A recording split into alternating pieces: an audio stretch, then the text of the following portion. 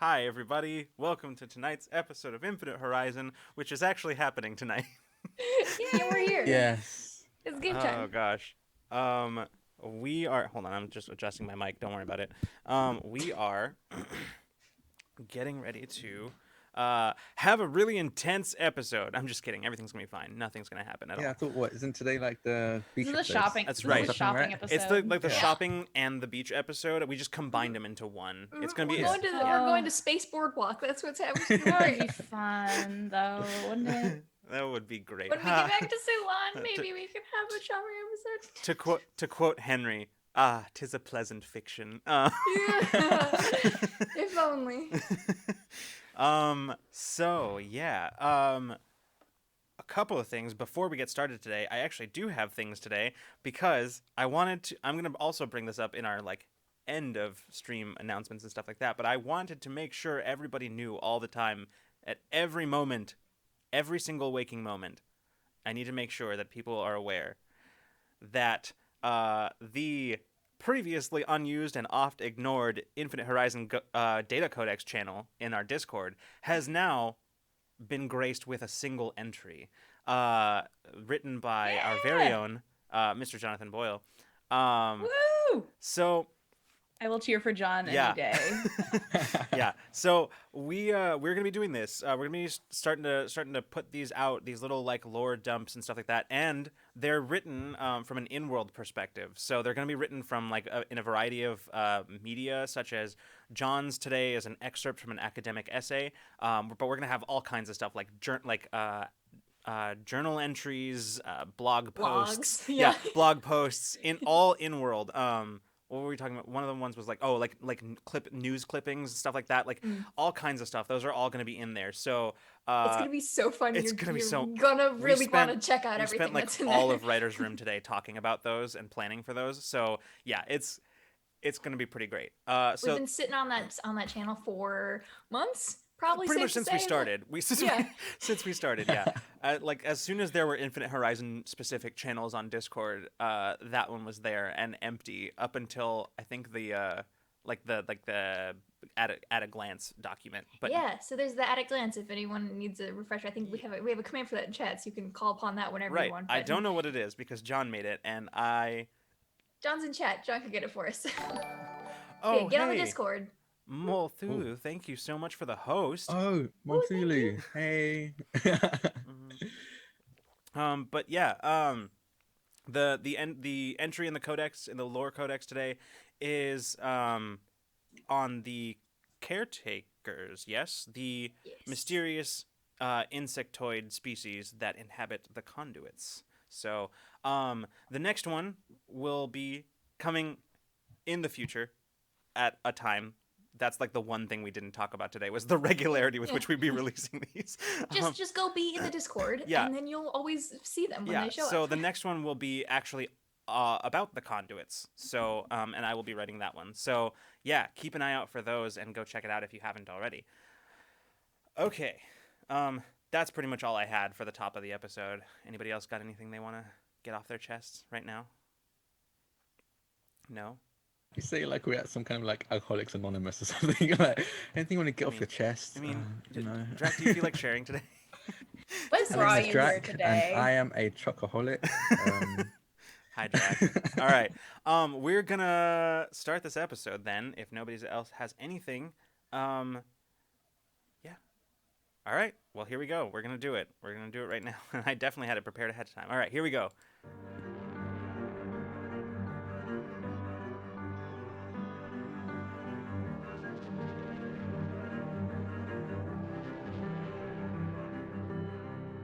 Some will say this is the end. We're surrounded, but we won't give in. No. Who will save us? Who will save us? Sometimes you gotta let it go. Leave it up to the hero. Who will save us? Who will save us? When the truth's in the shadows, all hell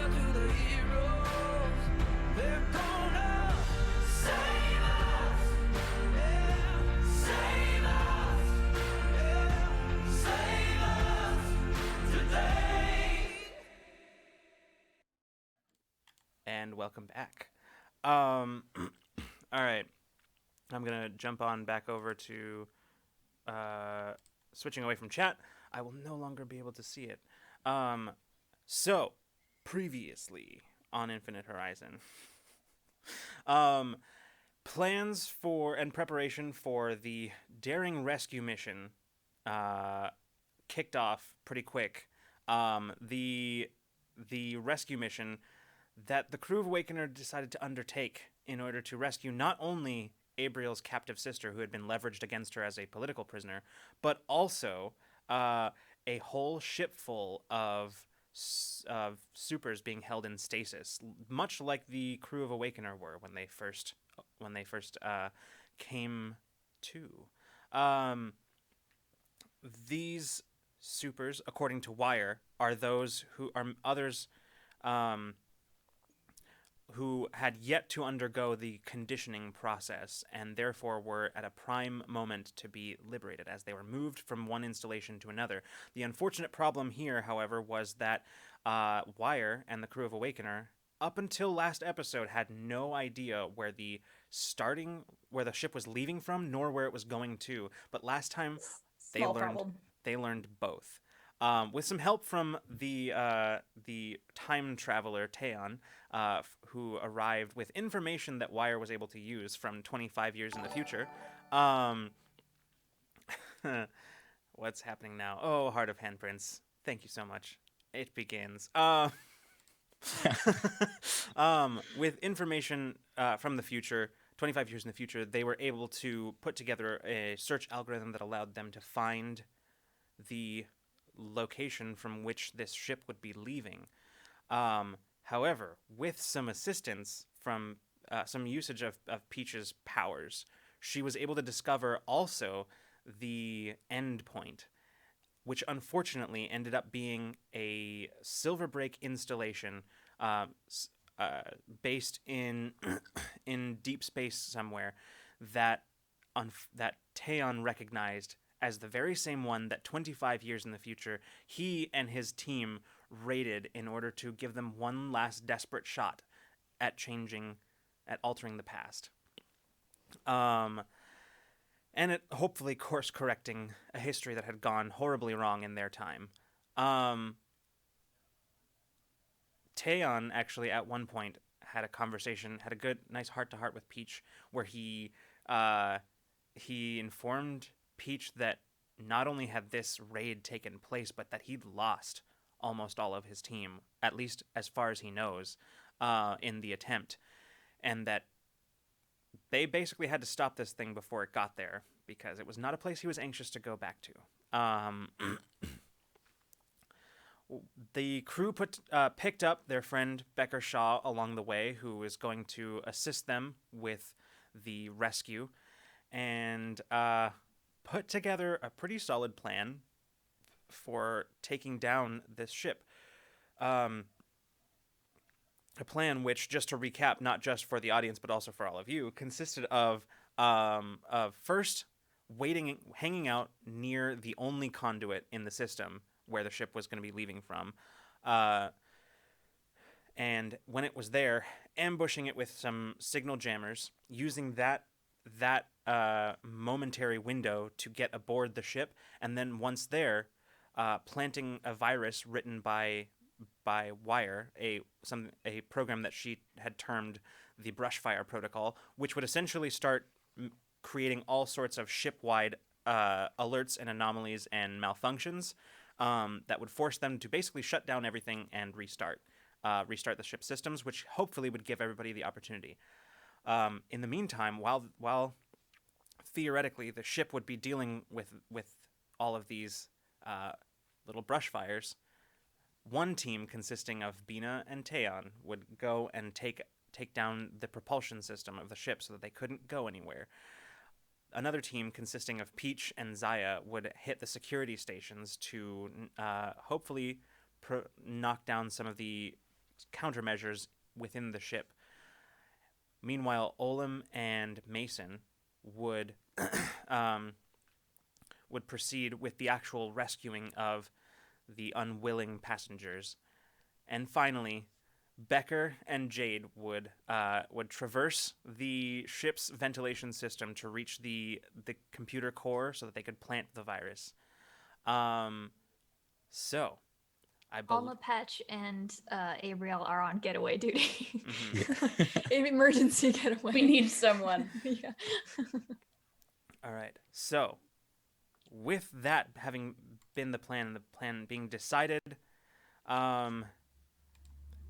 the crew of Awakener, when last we left off, was getting into position with the approaching vessel to enact their plan. Oh my god. That's where we're going to pick up today. Let's see. Did I miss any important details? I think that about... Mason showed Jade and Sedona how to handle firearms, true, and that yes. was extremely fun. Yeah. The cruiser contains individuals who will become the parents of Taeyeon's first timeline crew. Mm-hmm. That's true. That's very cool.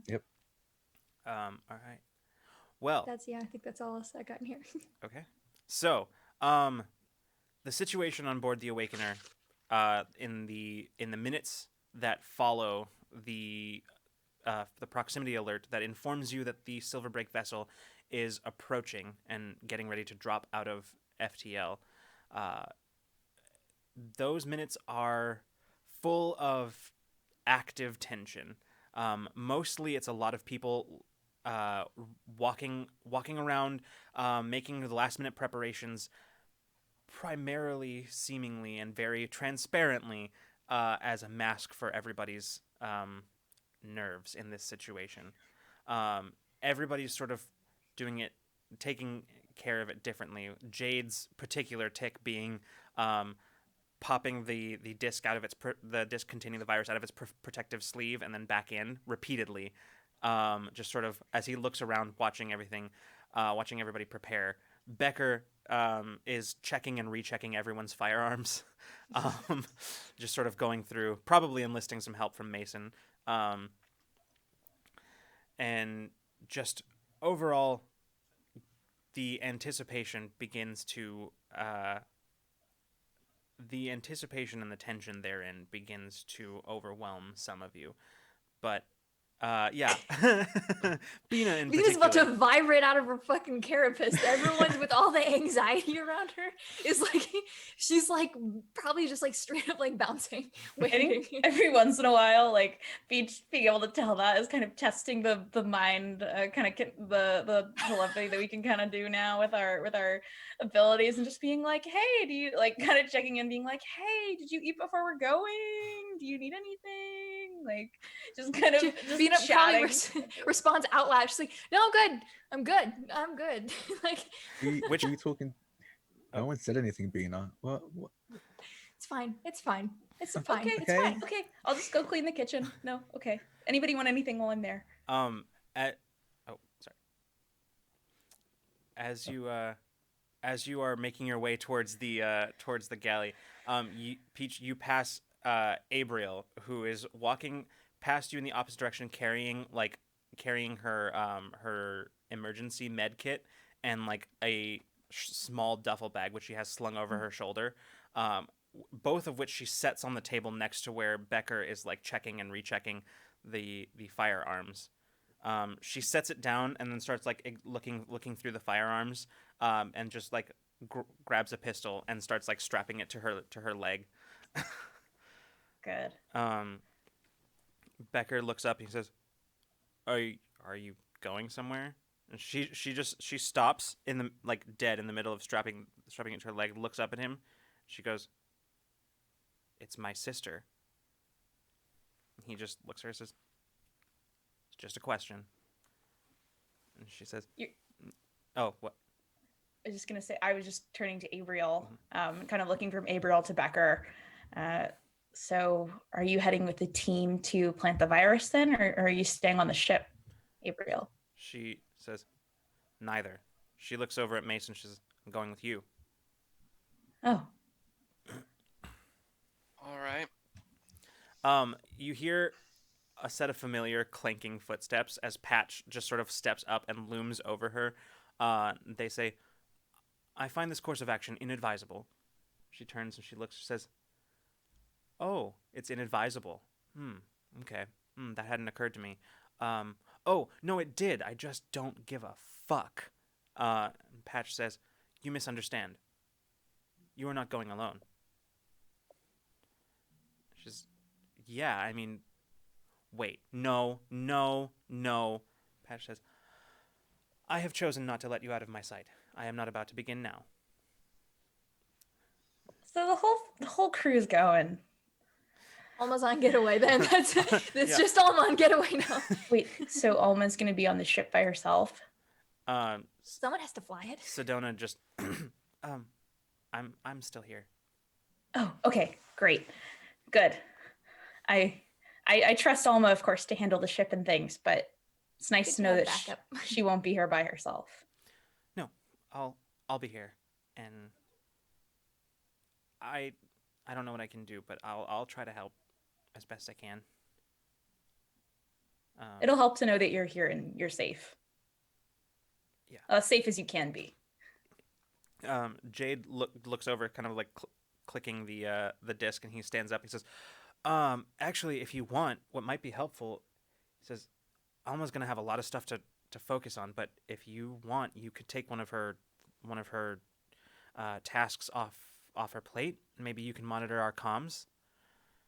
He said, I can show you how to work the panel, the control panel. That's a great idea, Jade. She smiles and nods and says, yeah, that, okay. He says, cool.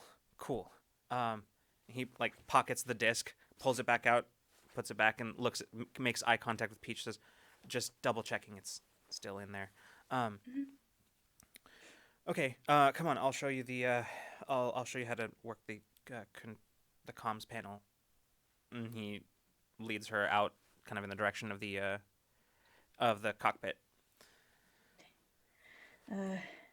Abriel, don't do anything I wouldn't do while you're out there. Maybe you can shoot a few folks and I wouldn't, but as long as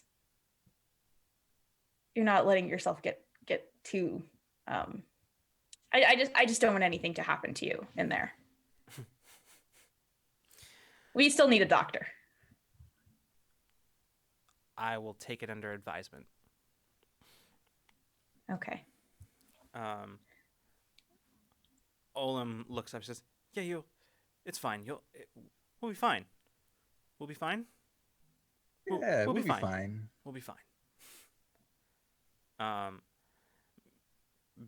Becker looks over at Patch and says, so, I mean, not to be rude, but are you before he even finishes, Patch just grabs one of the rifles from the crate, starts disassembling it, like right there on the table. Ooh. Becker says, question answered. Fast. Yeah, Patch he taught me, he will teach me everything I currently know. Travel. Yeah. Patch very, very just as quickly they begin reassembling the rifle, and take a strap and sling it over their shoulders. I mean, it's probably good. Rescue is probably going to take more people, the better, I guess. We've got this, guys. Don't worry. We've got this. He's nervous. Yes, yeah. even you don't even have to be Bina to tell that he's nervous, but he's like, we got this, guys. Don't worry. Oh. Wait, where is Alma at this I was point? just about to ask. Because I want to go find her. She's currently in the cockpit. Are we? We're not. Are we in? We're not in the No, cockpit. right now you're all kind of in the hold, is where I sort of assume this is all taking place. Yeah. How that's where you're probably. That's kind of like the best staging area for all of this. So, yeah. So you're heading, Peach you're heading to the cockpit. Yeah. Okay. I want to go talk to Alma before we head out on the mission. Sure. All right. We'll go ahead and cut to that, and we'll see, as you're entering, you can see as Jade is leaning over Sedona, who is sitting in the co-pilot seat, and he's just pointing out, yeah, right, that one, yeah, perfect. And then really you just have to channel. He glances over his shoulder, says, hey, and then goes back to like showing her. Alma sitting at the controls, glances over her shoulder up, kind of up at where you're standing. Says, "Everything going okay down there?" Yeah, we're all set. Everyone's mildly freaking out, getting it out of their system, and then I think we'll be ready to go, and Yeah, hopefully soon. that sounds about right.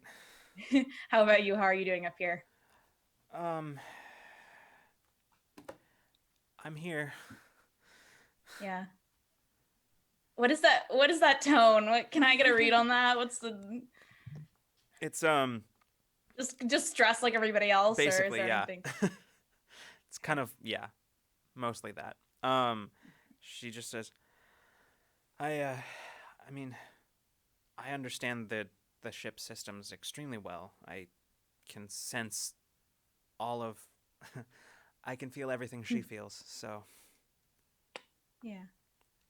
Well, I'm glad we have you here holding down the fort. I think that'll be really essential to our getaway plan. I did just want to touch base on one thing before we go out. sure. You're gonna be here. I'm gonna glance over at Jade. Are they listening? No, Are they they're like really focused very on their focused, yeah. thing? Yeah, I didn't think they would be listening to me. Thought they would be contained. Okay. I'm just gonna kind of glance back at them. But I just wanted to check in and make sure that if things go really bad for us here, I don't think they will. I think it'll go as well as it can go. But if things go south, you need to get out of here, and you need to get to safety, because if Silverbreak gets you, one, of course, I don't want anything to happen to you. None of us do. But if Silverbreak captures you, then that is like endgame for everybody. So how does she look to this? How is she reacting? She kind of is turned away from you, like currently looking out the forward viewport, and is just sort of like absently like switching through displays on the monitors. She looks up. She says, "I wish I remembered why. I mean, I know that I'm something of a blueprint for them, but I wish I knew how." I don't want to find out through it happening. I think I don't think this will happen. I don't want to conjure it by speaking it into existence, but She at this point spins the pilot seat around and looks directly up at you, and she just says, "Peach, I don't want to lie to you, and I get the feeling that I wouldn't be very good at it. But if something happens to all of you, I'm going to do what I have to do in order to get you back. Whatever I can do." and I love to hear that. I think it would be awesome if you came in and busted us out if we can't bust ourselves out. I did it once. But we hopefully not. Hopefully it won't have to happen again. But if that's not possible today, there's no shame in retreating, regrouping, and coming back. We've made a lot of allies over our course of wandering through different parts of space. So you'll have some allies. Can you give me your word that if things go south here and we give you the signal, that you will take the ship with Sedona and you guys will leave? Fight another day.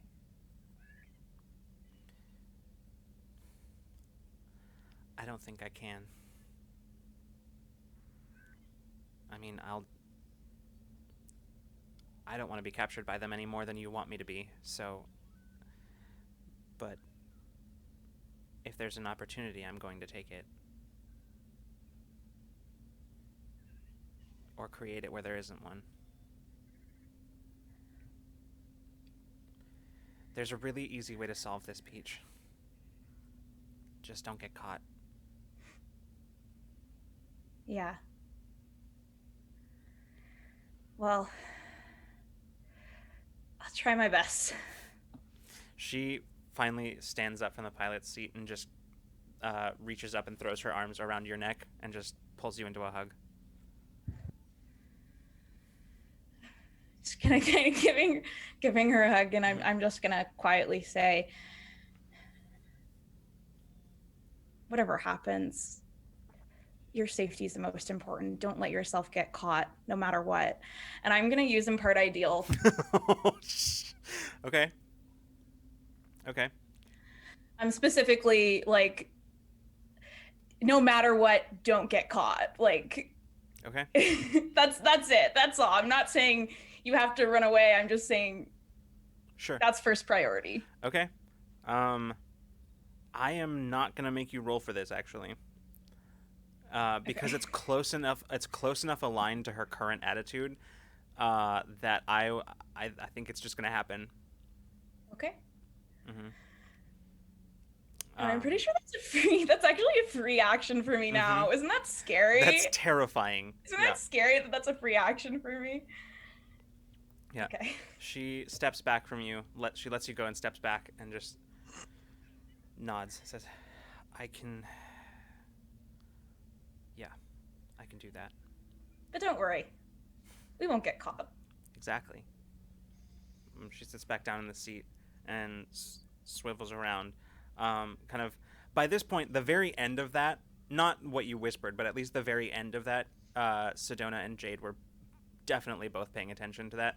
She kind of looks over and smiles at Jade. She says, "Same to you." And he says, "Yeah, yeah." Jade, if you get caught, I think Bina would ground you. He laughs. He says, "She can't do that. She's not my mom." Wait. Can she do that?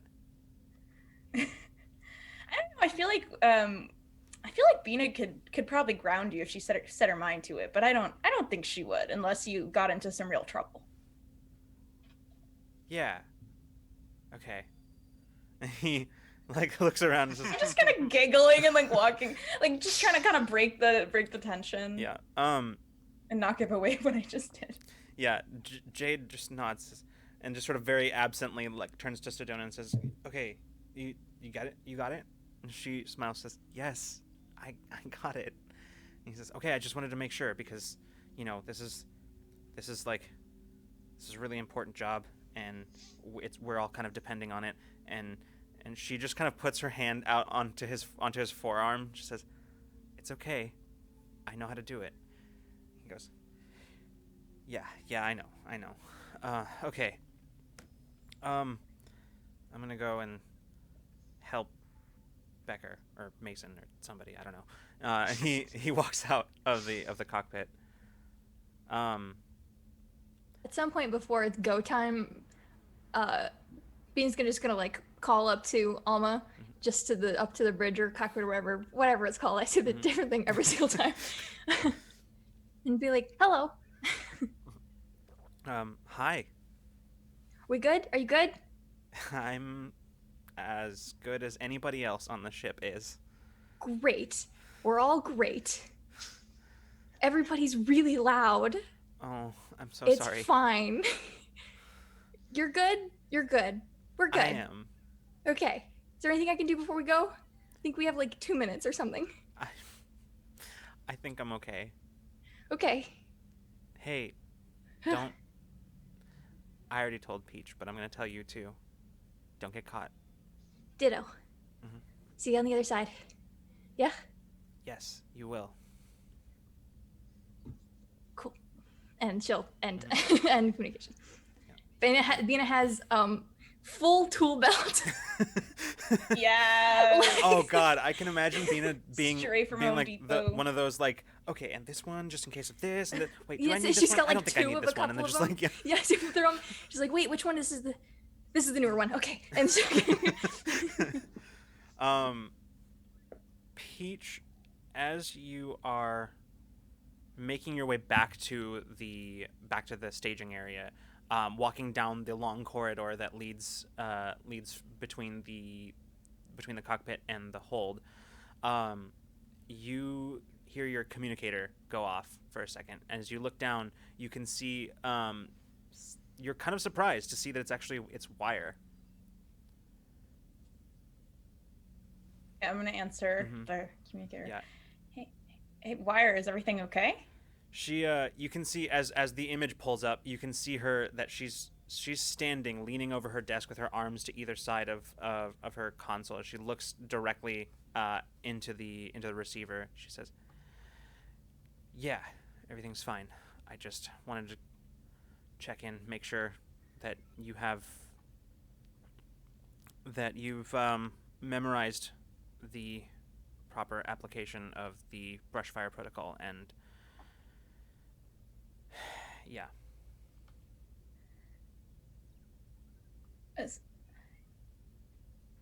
Did you have something new about what's happening, or look how is this abnormal the way that she's set up, and like She's she sounds worried very about us. distressed, like she She's like but worried I'm just like about just us. someone have a gun to her, like No, that's what I was it's not that kind of thing. No, Okay. no. She's just worried. Uh-huh. Okay. She's just worried about us. Yeah, that's pretty much what you're gathering here. She, for once, is not being particularly good at hiding how she's Oh feeling my at the God. moment. She is very clearly anxious. She Yep, looks we're all prepared. Everyone's getting ready to go. good. And you can worry about us a little bit, but we got it. It's not just that. I mean, it is that, but it's not just that. Yeah. She just sort of brushes an errant strand of hair that has kind of come loose, and it's just over her ear, and she just says, "This is only the second time I've tried this, and the first time almost everybody that I was trying to rescue died. This is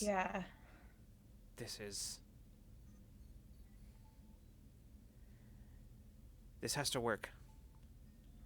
This has to work." Well, you're smarter now. You have more intel than you had then, and this is a little bit better plotted. Have more allies. Yeah. And we have a time traveler. Didn't have that one before. No, I didn't. So, I mean, it's fair to be worried, but we have to win, so We do. we will. Well, thanks for calling and checking up on us. That's so sweet of you, Wire. Maybe it'll be our good luck charm. You don't ever stop, do you? Last person I call on communicator before I go out. I think it'll be a new. Wire, can I give you a call before we go on any scary mission now? Only if this goes well. If not, maybe. All right. Goodbye, Peach. And Okay. she just Bye, Wire. cuts We'll be off. safe. If not, lose my number. Well, if not, maybe we'll just call. Like I'll just call someone else. Like I'll just call like I don't know, Drac or something. Through time. There you go. Yeah. Real life track. Yeah, I'll just call you. What? All right. Just guest star indefinitely by me calling Hey, at the I'm beginning not of each against session. that. You hang out just to play yourself. Like you just sit silently for every 3-hour session until we're about to do something big. And then Peach calls you and you have to answer as yourself. I'm watching your episode right now and I don't know what to tell you. I don't think this is a good idea. Phone a friend. Yeah, literally phone a friend. Like you have like The two lights bits of go down and information given by Lucas every session, and you're the phone a friend. It's like a game show. Yeah, Sorry. it's exactly like I'm that. nervous. All right. Who wants to be a million? I couldn't think of a pun fast enough. It's fine.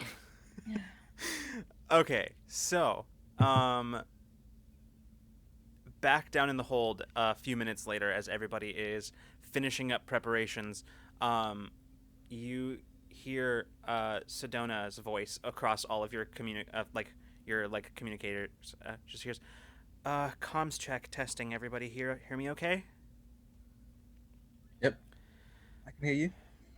A chorus of acknowledgments just sort of go around from everybody present. She says, "Okay, great. The ship's ETA is about 1 minute." Ooh. Oh, okay. Okay, I'm getting a bit of performance anxiety. Okay. Okay. Okay, I'm ready. Yeah, let's go. Let's do this. And then he kind of he starts like pulling. So his environmental suit is kind of bulky, especially near the front, around the chest plate area. And then he starts pulling bits of it off, and like connecting them, and it's a medium blaster. And then keeps it by his side. Oh, yeah. Always have to be able to, if you're able to wear your weaponry, it's all the rage in 25 years. Just trust me on that. Okay, let's go. Zaya looks up. She says, "Actually, that reminds me." She looks at you. She says, "If you're gonna be watching my back, princess, I'm gonna need you to pack a little bit more punch here." And she just like reaches under her coat and pulls out what is very clearly an electroblade. She hands it to you. She says, "Had Wire reading up on you. She told me a little bit about your extracurricular activities. Figured this might be a good opportunity to brush them off."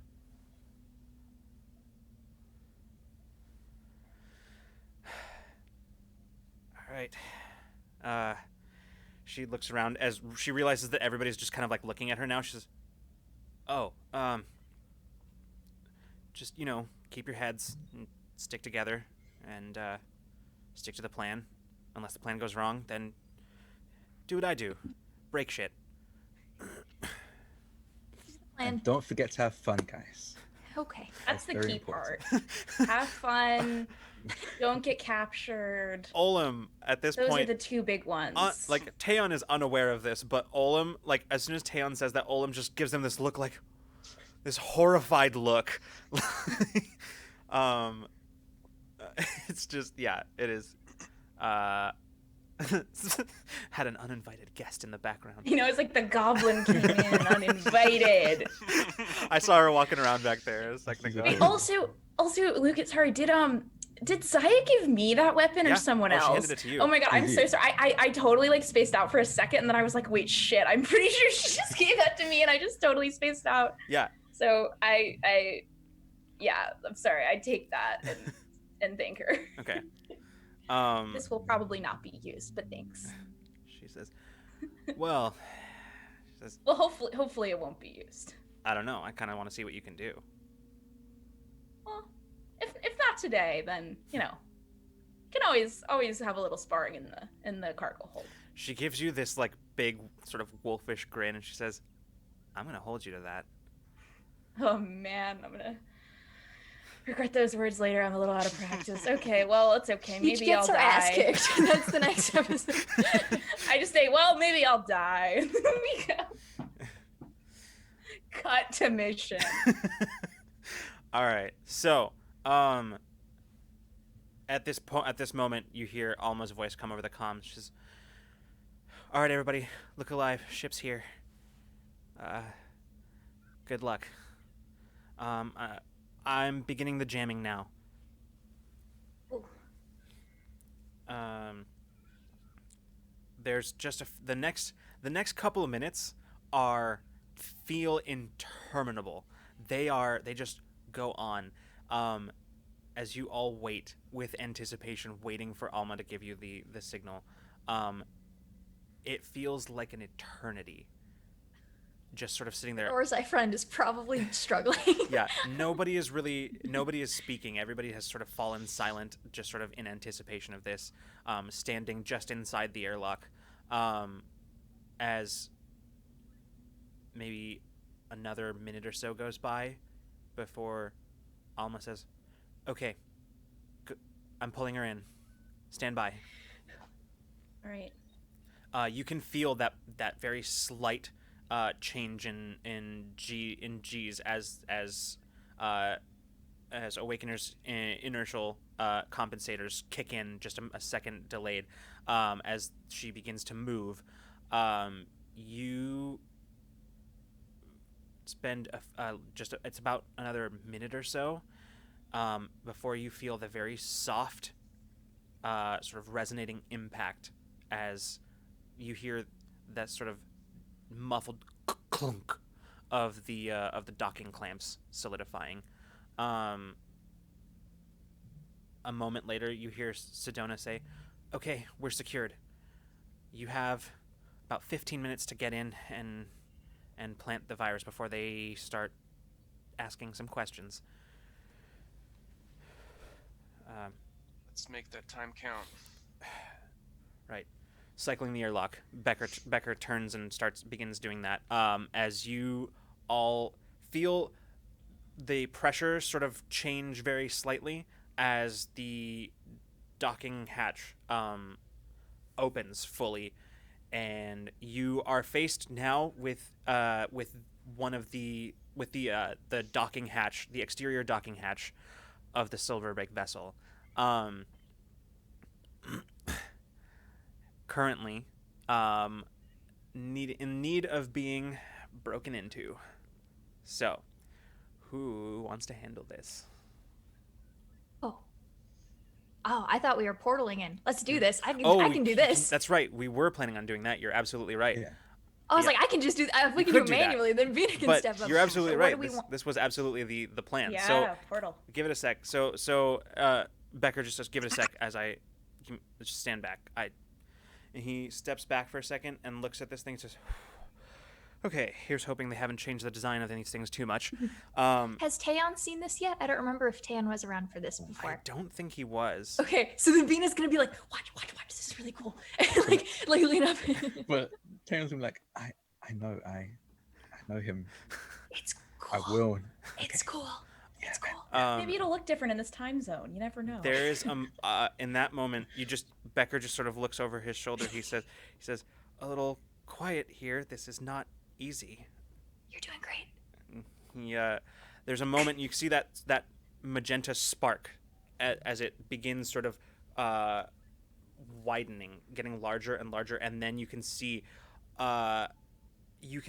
essentially what is another airlock, just on the other side of this widening portal that is starting to open in front of him. It takes just a few seconds, and it is about the size of the door of the hatch itself. Becker says, "Okay, go." Running. You all rush through. Becker, the last one through, steps through, and behind him, as it closes right behind him, as he lets go of it, and you find yourselves inside.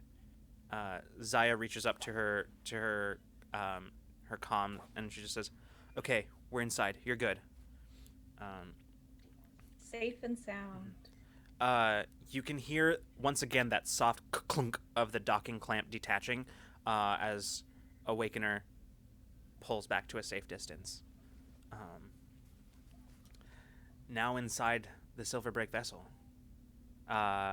you see as Becker and Zaya go immediately. Each one of them goes to, like in very practice movements, go to either side of the interior hatch and look inside the viewport. You can see Becker just nods to Zaya, and she returns the nod. They turn back. Zaya says, "It's all clear." They begin just sort of manually using the manual crank on the hatch to pull it open. And you step out into what is, to some of you, a very familiar looking hallway. This one, smaller than the one that ran the length of the vessel where you woke up, but it is very much the same in style and aesthetic to the interior of that very first transport that you awoke inside. The walls and floor and ceiling of these corridors are a sort of like a bluish metallic color. The deck platings are grated, with underneath you can see like lit by lights from underneath that run the length of the corridor. You can see various doors and turnoffs of the hallway as it proceeds the length of the ship. Looking ahead, you can see the various locations for the teams to diverge.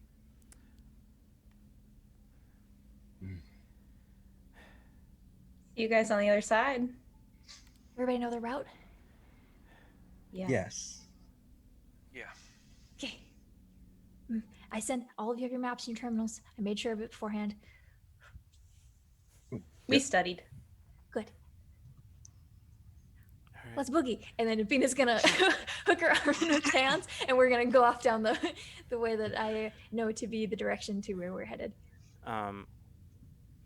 Olam looks at you, Mason, and just says, well, I guess let's go. All right, let's go. And Patch too, right? Yeah, Patch and Abriel are both with you. And Abriel. Abriel right. hefts the duffel over her shoulder a little higher, checks the pistol at her side, and looks at Patch, who's just sort of looking, then turns back to you, and in a very human gesture, just gives a brief. All right, let's change things.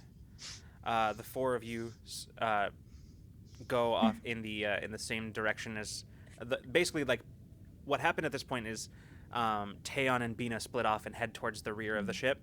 The rest of the group continues on to the first divergence, at which point Mason, Olam, Patch, and Abriel turn off, giving a nod to the others to continue. Before too long, Peach, you and Zaya, Becker, and Jade make your way to a room. Becker sees the door and he taps it. He says, "Right here. This is the maintenance access. Ready, kid?" Jade nods. He says, "Good luck, everybody." You got this, Jade. Keep Becker safe. Yeah. Okay. And if you guys need backup, just give us a call. The door opens. Becker with his pistol out immediately just sort of looks inside. It's clear. Inside. He looks over his shoulder as he and Jade disappear inside it. Door closing behind them. Zaya turns and looks. She says, "Looks like it's just you and me now, princess." This will be a fun outing. She just sort of cracks her neck. She's, "I've had weirder first dates. Let's go." And the two of you proceed along the hallway. Zaya, you're better company than when I was in one of these ships the first time before I woke up. I can't say that. Yeah, I mean, I can imagine. Explosions and damaged tech don't really make for the best conversation buddies. Well, if we come across 6 armed goons, I'll let you take a good 4 of them if you want. But if you need me to step in, I will. That's yeah, I think I can handle that. If we need to turn it into a contest, we can. It won't be a contest. That'll help. It won't be a contest. And she just she proceeds just sort of down the corridor, sort of checking doors and corners as you make your way along. All right. So we will cut first to our propulsion team. Bina and Taeon, as the two of you make your way through largely empty corridors. I'm keeping feelers in front of us, around us, trying to... From time to time, you'll pass rooms where you can feel that presence is inside, and as you approach, you can sort of hear the sound of muffled voices inside of them. But for the good first leg of the trip, you don't run into anybody. The thing is, this is not related to anything currently, but how tall is Taeon again? He's little. I think I said 5'5". I think. Oh, okay. That sounds right. He's a couple inches taller than Bina. Yeah. Short crew. You proceed. The thing is, Short squad. for for Bina, this makes a lot of sense. Given a ship of this size, there's not going to be a whole lot of people walking around, more than likely, because most of what this ship is cargo space. Cargo space and maintenance stuff, maintenance infrastructure, pretty much. And so a lot of it is basically a ship like this is usually built around its around getting stuff places. And so as such, the actual physical space within that people occupy, that generally passengers and like the crew occupy, it is just a lot of it's just huge stretches of empty corridor that just string the functioning bits of the ship together, pretty much. From what I learned in my ship schematic and adjacent ship schematic deep dive, I think Bina would intentionally try to take maintenance passages whenever applicable, just because, like, one, that's where she's most comfortable traversing large ships, but like also she would feel, I think, safer and to keep them hidden that way. But Yeah. if we have to be in major arteries, obviously we'll be there. But yeah, I think whenever possible, she would take them through, like, maintenance ways. Okay, that makes sense. I think Yeah. the moment we land, like, I guess landed is the term for it. The moment we arrived in the ship, like, Theon's nervousness just vanished very suddenly, and it's like just military precision. Even while he's going through the halls, even though it's empty, he's like checking all the corners before they go past and everything like that. I love it. Yeah, I think as soon as we parted from the large group, Bina's bounciness immediately subdued because she wasn't feeling everyone else's anxiety on top of her own. Yeah. So I think both of them immediately, I think, like, got laser focus, and I think you being laser focused also helped her, like, lose a little bit of the anxiousness. So we're ready to go now. Yeah, absolutely. You proceed through a winding series of maintenance corridors, which actually Bina finds significantly easier to navigate than the parts of the ship that are intended to be navigated. I mean, you can change the corridors, but generally maintenance passageways are the same on every ship. Like, generally speaking, that is the case, especially on ships of this size, because there just isn't. I mean, it's not cost effective to, like, it's more cost effective to just sort of manufacture the same infrastructure. Yeah. So no one's upgrading their maintenance ways. No. I don't think ever. It's pretty utilitarian. There's not much to upgrade. So, like, yeah. But yeah, you before too long, you are able to find yourselves reaching engineering. Here is where there might be cause for concern, as this is probably one of the areas of the ship where there is a constant presence. You're not sure how many people there are crewing this ship, because it can run with, honestly, a minimum of about, a ship like this probably needs a minimum of about 50 crew. But who knows if they're running skeleton crew or if they've got more on board. So I think we don't know if they're, like, trying to guard their property or assets, or if they're trying to keep as few people involved as possible. I think we'd have no idea what end of the spectrum. And it is quite honestly a toss-up in that case. But so as you begin seeing like plaques that direct towards main engineering, you start kind of slowing down a little bit.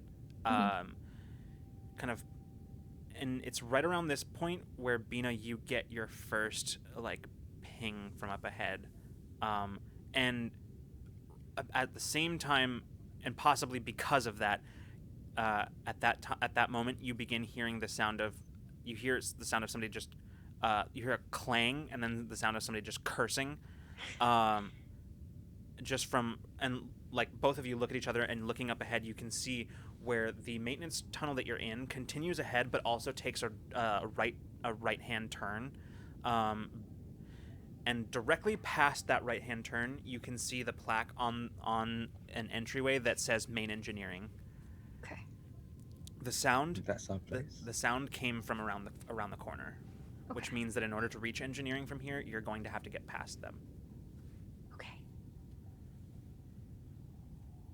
I have an idea. I've been practicing, Cool. but it might if you have a thought, we could do that. But otherwise, I have a backup. Okay, hold on. Can you feel how many people are there? I'm only getting one right now, Mhm. but my range doesn't extend very far. Okay. I can. You know what I did with Wire, where like I sped them up. I can. Well, not. Now I think about that's not probably a good reference. I can pause people. I can freeze them for a bit.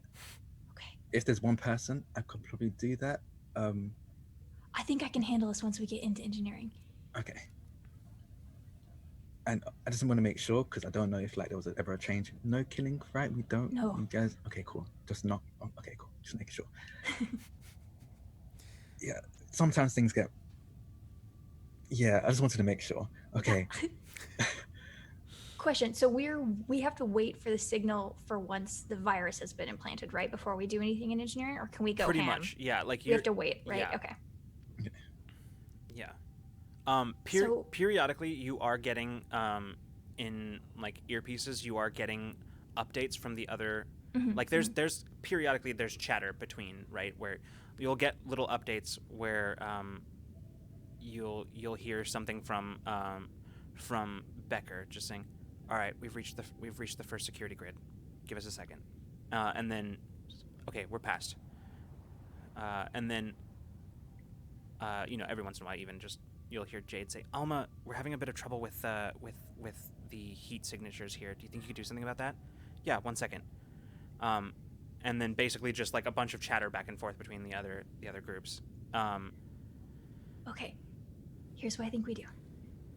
We wait here. Does it seem like we're like a minute out from the engine room, or is it like right there? It looks like that is on the other side of that door up ahead, on like that hatch, Okay. that maintenance hatch. On the other side of that is It's probably there, where okay. main engineering is. Yeah, it's on the door itself. It says it. Oh, okay, Yeah. perfect.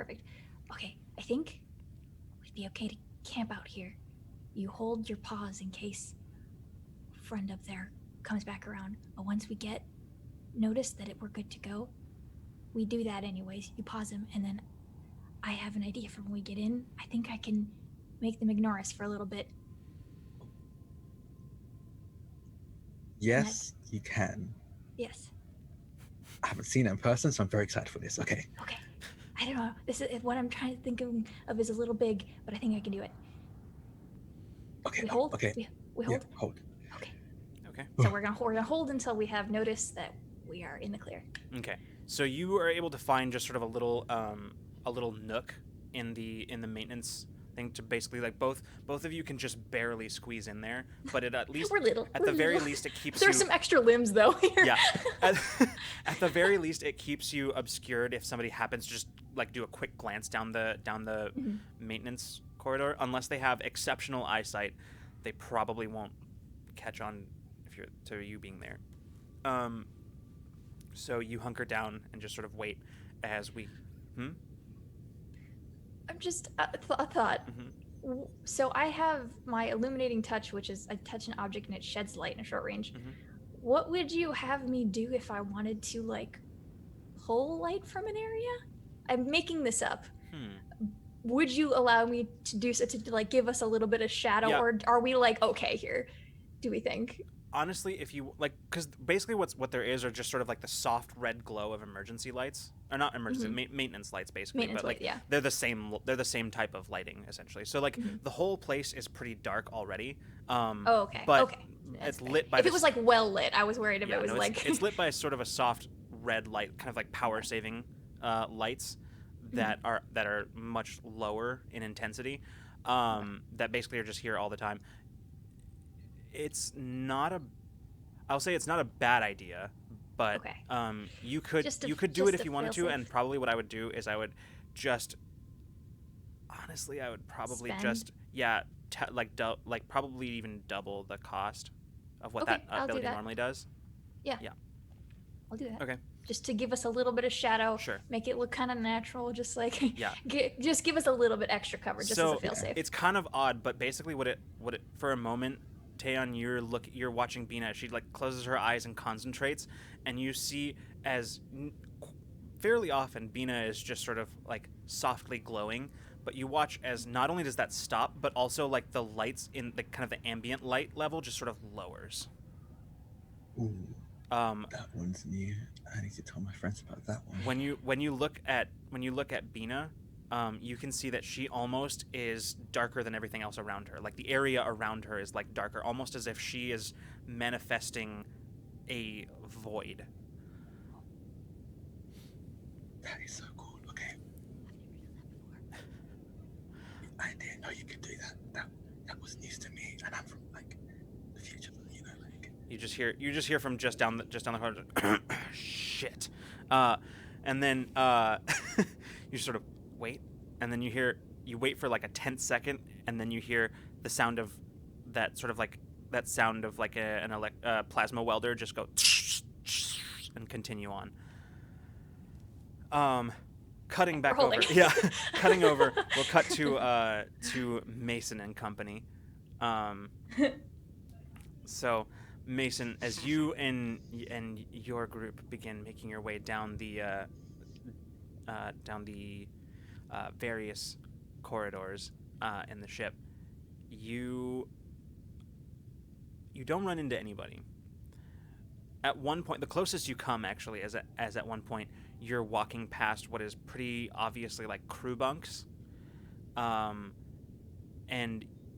there's a heart-stopping moment where you hear something and you all just jump and sort of like immediately on the alert, and then you hear it again, the soft sound of snoring through a door, and then there's just sort of like you relax a little bit, and continue past.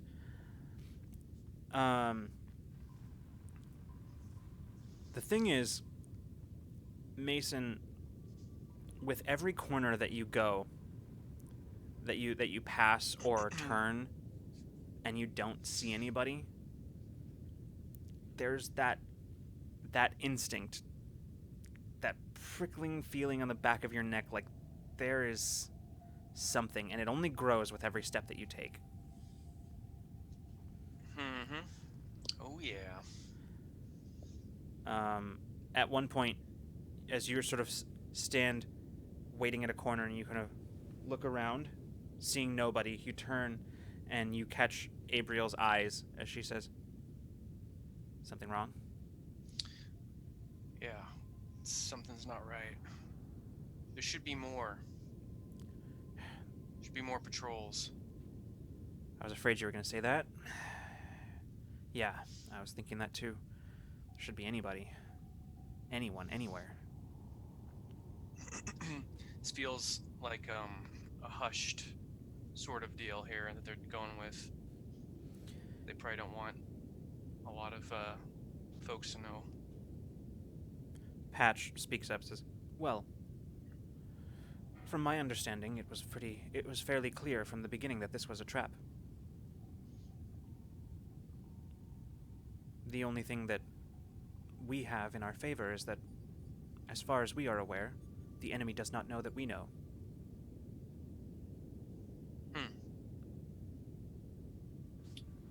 A trap, huh? Olam speaks up. He says, "Well, I mean, they did have this Entropis guy who knew that we were going to be coming here, so..." That's true. We're still walking, right? As Yeah, we're talking? yeah. Okay. Just kind of keeping an eye out. We proceed forward until... Yeah. Well, until something happens. At one point, Mason, you kind of peek around the corner, and this time you actually catch a glimpse of your first signs of any kind of security.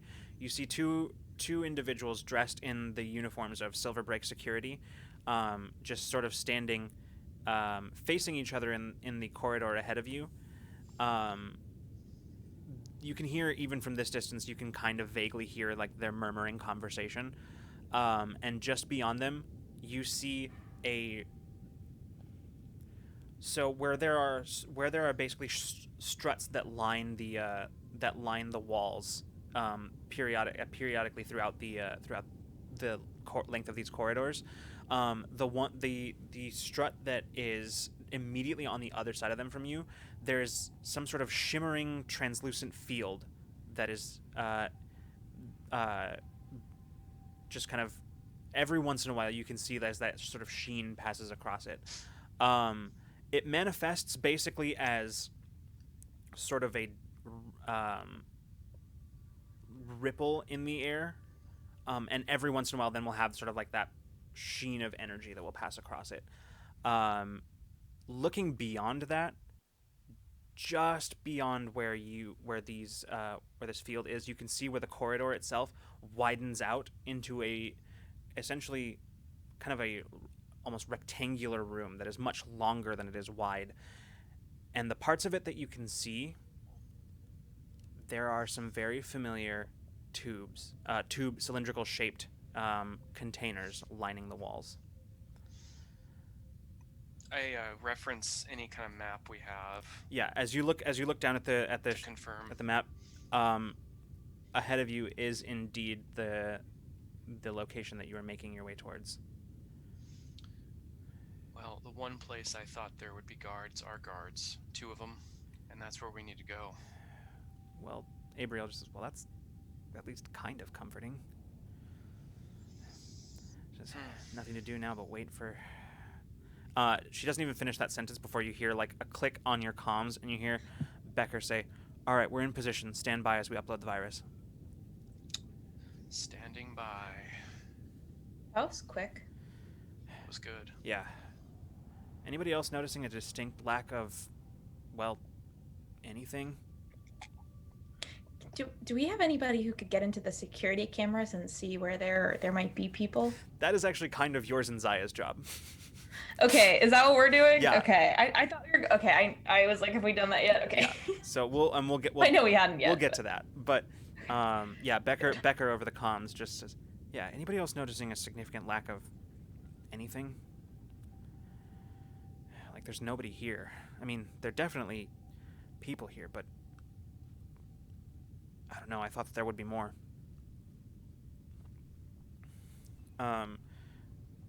Alma's voice comes over the comms. She says, maybe they weren't expecting anybody to know where they were, know how to find them.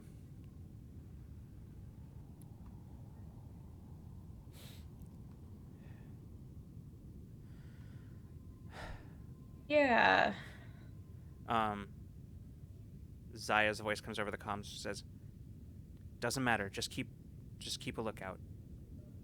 We don't know what to expect here. If you run into Entropis, don't let him touch you.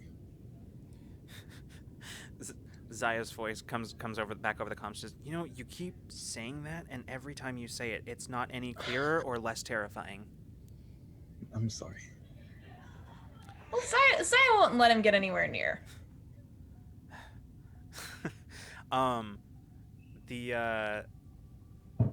Everybody kind of falls silent on the comms as Mason, you just sort of hunker down, kind of keeping an eye periodically around the corner. You can see Olim's fingers are sort of twitching as he's like crouching next to you. And at one point you see his glasses just sort of like float off of his face as he reaches down to his shirt, and without what like holding them, just kind of cleans them a little bit, just kind of, and then just they float back onto his face. Neat trick. He goes, huh? Oh, thanks. We'll go ahead Yeah, and. they're gonna. Oh, go ahead. What are you gonna say? They're gonna once it happens, they're gonna probably either go in there or they're gonna come here. I'm hoping that they split up. One goes in there and one comes out this way.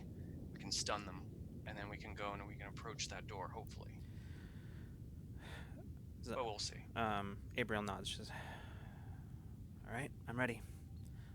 She notably has not unholstered her pistol. She's just kind of standing, kind of rubbing her hands together, looking both ways down the corridor that you currently are crouched in.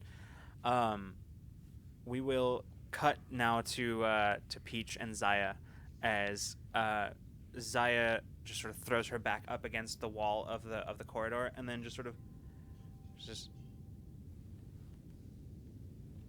peeks around and says, looking at your schematics, by the way, Peach, at your map, you can see that right around this next corner is where there's going to be the first of the 2 major security stations. Zaya peeks around the corner and looks back. She leans up against the wall. She turns to you and she says, "Okay, from here I can only see 2 of them, but there might be more."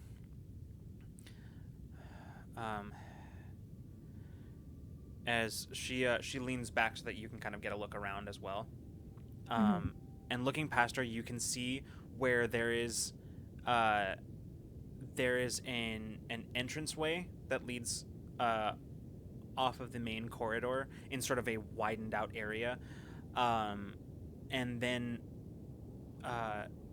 past along the same wall next to that entryway, you can also see where there is just sort of a big glass window that from here you can just get a good look into what is very clearly a security center. From here you can see where there are monitors, security monitors, and you can see a couple of people inside who do not appear to be watching them and are just sort of conversing.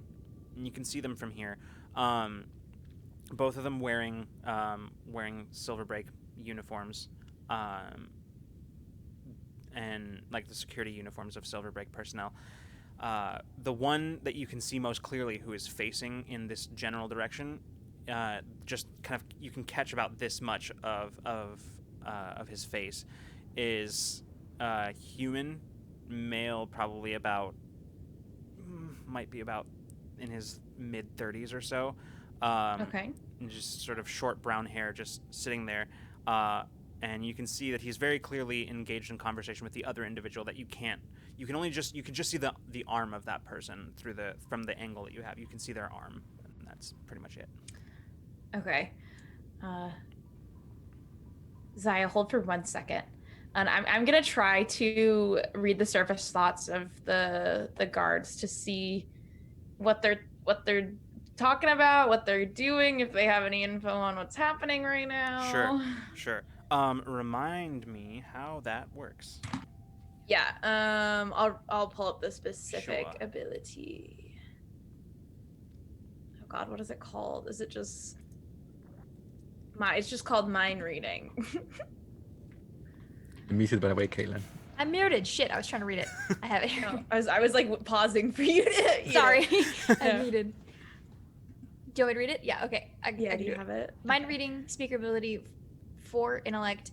You can read the surface thoughts of a creature within short range, even if it does not want you to. Mm-hmm. Up to 1 minute. If you are more than short range away, the connection is broken. Okay, cool. That's kind of what I figured. All right, cool. Yeah. So yeah, you just sort of tentatively reach out, and you can just hear. Sorry, whose thoughts? The one that you can see or the other one? The one that I can see. Okay. You hear a sort of male voice in your head, which is like, God, he's so full of shit. There is no way that any of that's true. And you can basically hear, like, essentially he seems pretty preoccupied with the conversation that they're having. Like, they do not appear to be in any way focused on whatever their job currently is. Okay. Well, that's good to know. Zaya, they're pretty distracted right now, so this is our time to strike. Do we want to lure him down here and I can put him to sleep, or She says, like in movies where they drag people away and put them in closets? Is that She says, we could do it that way, but maybe better to just take them by surprise. If they're not paying attention, they don't know we're here, and they aren't alerted. Yeah. It doesn't seem like the people inside are watching, so. All right. Well, let's hope there's only 2 of them, and if not, well. Okay. She just We'll deal with that as it arises. she finishes her sentence by just sort of grinning and winking, and then just like rushes across the. Try not to make too much noise. She just before she like tenses to like rush across as she's looking down, doesn't look at you, and she says, well, there goes my fun. and she just rushes across the entrance to the other side, like of this corridor to the other Hell side, yeah. and then just sort of starts skirting the wall on the other side. She pauses for a second, just sort of holds up her hand. I'm gonna copy her. Yeah, listens. She holds up her hand, listens for a moment, and then just. Okay. And then the two of you sort of skirt the wall, right up against it, right until you reach the entrance. And from here, you can hear. No, I'm serious. No, it was the best game of Lift I ever played. I mean, it was seriously. It was just. It was.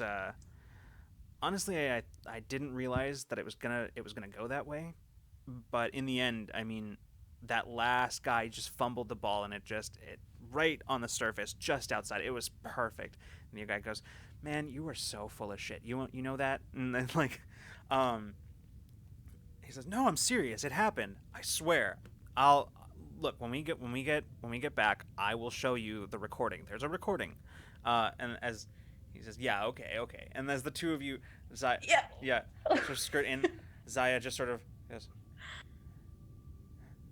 and just whips around the entrance. And as she does, you can see like there's this like subtle like blue, like clear blue glow that's starting to like generate around her, as like sort of almost like a shell of energy around her as she rushes in, and you just sort of right on her heels watch as several things happen very quickly.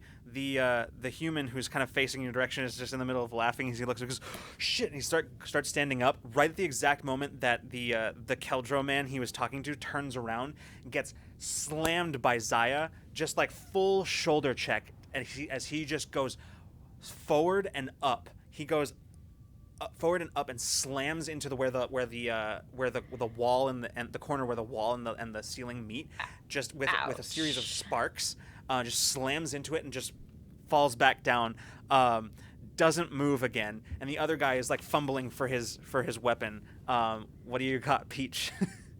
I see, this is an iconic moment because the other guy's like flying against the wall or whatever, and I'm just gonna walk in and just say, "Hey, good night," and I'm literally just gonna like wave my hand as he just like falls to the ground. Okay, so this would be an intellect roll but the difficulty on is 2. So do you even need to roll on this one?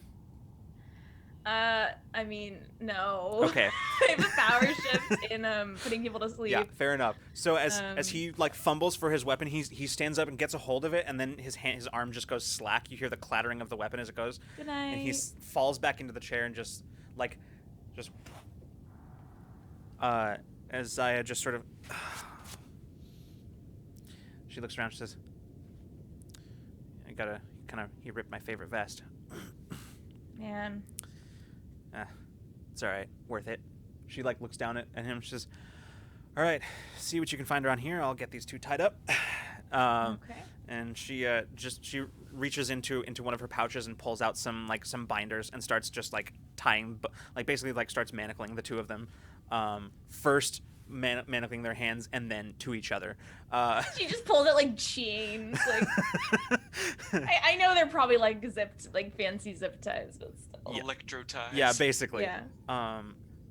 So you glance around the security room, looking at various feeds. On one of them, you can very clearly see the edge of Patch's arm just outside of one of them, like just on the edge of the on the edge of the security feed. Okay. Everybody in that group seems to be just outside of the visual angle of this camera, but Patch is just a little bit in it, which, had either of these two been paying attention, would have spelled disaster for all of you. But yeah. Can we pull up all the other? I immediately want to look through all of the Sure, cameras yeah. and see what's happening. You go through and you aren't seeing. You see some corridors where there are people patrolling. Mostly you're not seeing a lot of guards or security. What you're seeing is like ship crew, like personnel. quite more often than not, at like monitoring stations and things like that. But in most cases, they're just sort of walking through the corridors from place to place. It doesn't, yeah. You can see you get a view of the bridge and main engineering where there appear to be like some of the largest concentrations of the crew. But in general, In engineering. yeah, engineering, the bridge, you can kind of get a view on those, and you're seeing that's probably where the largest concentration of people are, but it's also not a large percentage of the crew, if that makes sense, right? Like the majority of the rest of them are like going about their business throughout the ship itself, or just you can see what appears to be a second shift that all are currently asleep. So how many people about, I know you don't have to give me an exact number, but like roughly how many crew members are kind of walking around? It's at least, just sort of at a quick estimate, it's hard to say, but it's probably at the very least, there's probably about 100 crew on the ship. Okay. As far as security personnel, interestingly, you're counting maybe like 20, possibly 30. It's hard to say. Does the crew not know what they're transporting?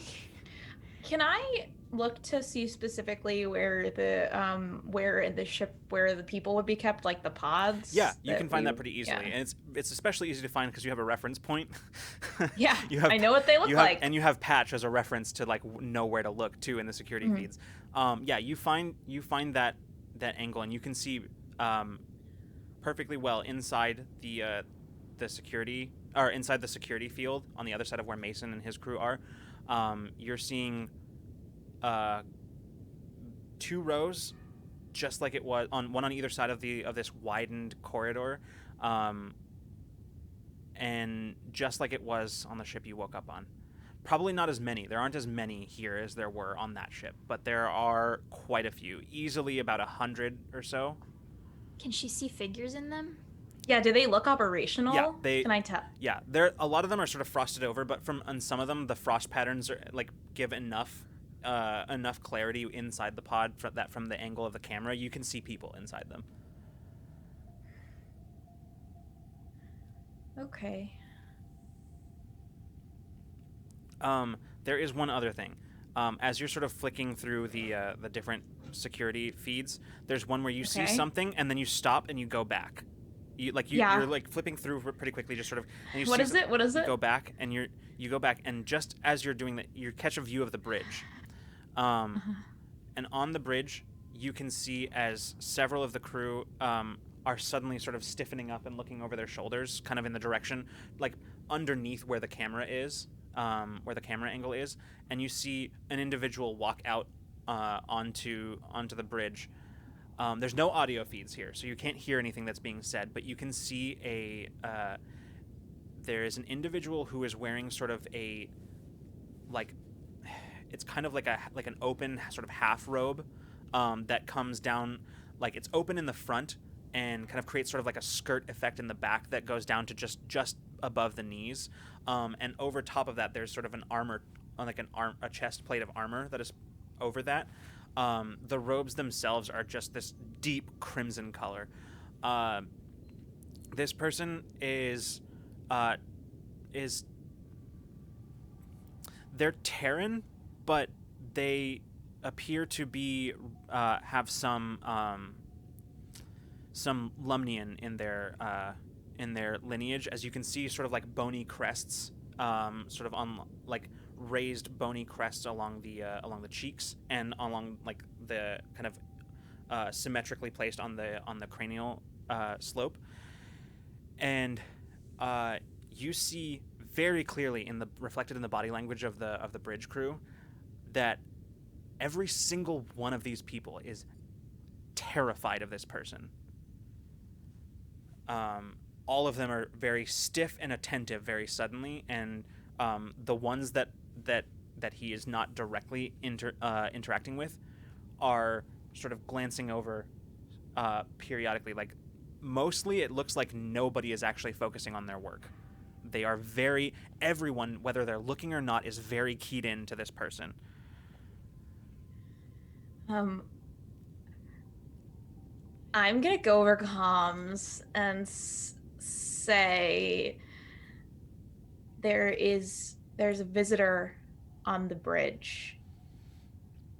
Drac, Taeon. half Drac. Who's that? Taeon, sorry, I'm so sorry. Taeon. Taeon does scary half robe, crimson, dramatic flare. Terran Lemnian. Does that sound like the description of Entropus? It does. That's him. Yeah, that's him. He has landed. He is on the ship I might in the explain bridge. why there's no one around. I think he might have given them a heads up. Yeah, he's definitely their reinforcements. Yeah. Zaya looks up, finishing like having just dragged the two guards over to the corner of the security office. She looks up. She says, "Well then, we can't waste any time. Here, I'll start taking their security systems offline." At that moment, you hear Jade's voice come over the comms. She says, "Okay, virus is uploaded. They'll start getting some pings all over, and they'll be forced to shut things down. They'll be forced to restart everything." Zaya nods, says, "All right, well, then I guess I better work fast." And she starts, she looks at the security console and says, "Okay." She opens up a panel underneath it and starts looking through it. She says, "Okay, red wire, green wire." Shit. Do you need a hand? Yes, actually. Could you punch me? Punch you? Yeah, punch me. Yeah, I know. Just don't ask questions. Just. Okay. I don't think Peach has thrown a punch since she was a child. So she's gonna go ahead and try to replicate how she's seen Zaya throw punches and just go for it. Okay. I'm not gonna make you make an attack here, but I'd just say like you hit her and she goes, and as you do, you can see just like the very very subtle blue absorption of the kinetic energy. Like you don't make contact with Zaya, you just very subtle absorption of energy. And she looks up at you, says, "Really?" Okay. She like unsheaths. She like. I didn't want to do it too hard. She unstraps her rifle and says, "Here, hit me with this." just a sharp whack. That's all I need. I'm just gonna put it out there. I'm not a huge fan of violence, and I'm gonna take it. And I'm gonna hit her really hard. Yeah, you watch a much brighter ripple go across her. She says, "Whew, okay, better." And she just sort of, you watch as she like cracks her knuckles and forms a fist, and then just whoosh into the panel, and you watch as the kinetic energy releases into the panel as the whole thing just dents inwards, and all the monitors just go out. Well, that's one way to do it. She says, yeah. She says, "I'll take that back now." Just puts it over her shoulder, and she says, That probably does it." As you, Peach, kind of glance at the monitor, or not the security monitor, but like at the power monitor and whatever, you can see that the display that says security subsystems goes, like the screen just says online, and then all of a sudden it's green and it says online, and it turns red and says offline contact maintenance, and then and Zaya says, "There we go. All right. Perfect. All right, let's go on to the next one." Is anyone where's the bridge located in like proximity to where everyone's headed? Like, the bridge is towards the front of the ship. It's, well, okay, that's not true. It is kind of, it's forward and above basically the rest of the ship. There's sort of a single kind of monolithic. The bridge is sort of a monolithic form on top of the ship, basically giving good view, sort of a good like base 360-degree view from that ship. So yeah, it's basically significantly far above the main body of the vessel where you currently all are and are heading. okay, so no one is super close to Entropus yet, but we're all kind of gonna be heading. Not quite, but the section where honestly at this point Mason and his group are the closest to the bridge, but mostly they're closest to the. Okay, I just want to make sure no one was like about to be ambushed. Right. Okay. The But short friends are way far and back. We're so Yeah. far. We're probably as far away from. yeah, the so bridge as we we'll could cut be. we'll cut Okay, to good. the two of you as in maintenance as Becker's words come over the comms. It says, or Jade's words come over the comms. Says, "All right, virus is uploading." Okay, it looks like they're getting ready to shut things to do a full system reboot. Okay, it's cut. It's he says, "Looks like they're," and he doesn't finish his sentence before you hear powering down. All the lights in the access tunnel go dark, and then the red ones come back on. As Jade says, and there it is. All right, we're good. That should keep them occupied for a while. Okay. Has the person who is in the maintenance tunnels, are they still working? Yeah, you can hear Have as they reacted to yes, this? you can hear immediately as this happens. Just what the hell? And you just hear, "Hey, it's me. I'm in the tunnels. What's going on? What? No, I'm again. Okay. All right. No, I get it. Okay, standing by for full system reboot. Just let me know when you need me."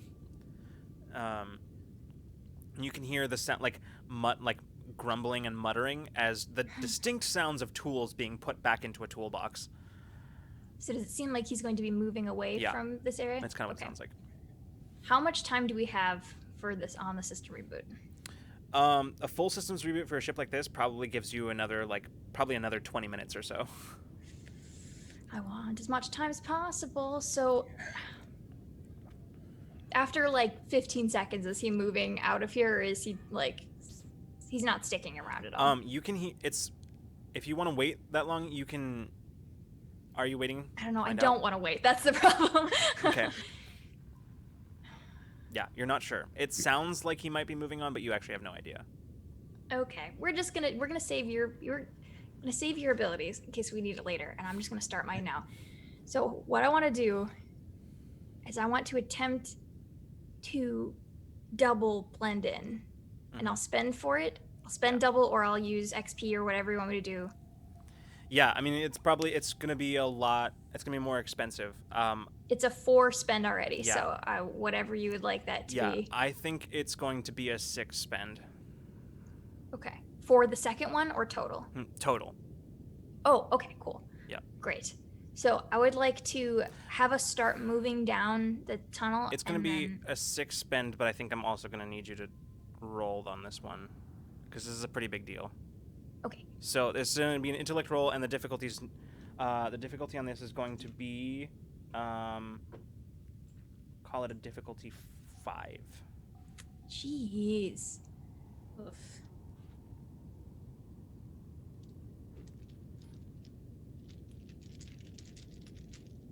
I don't think I have anything.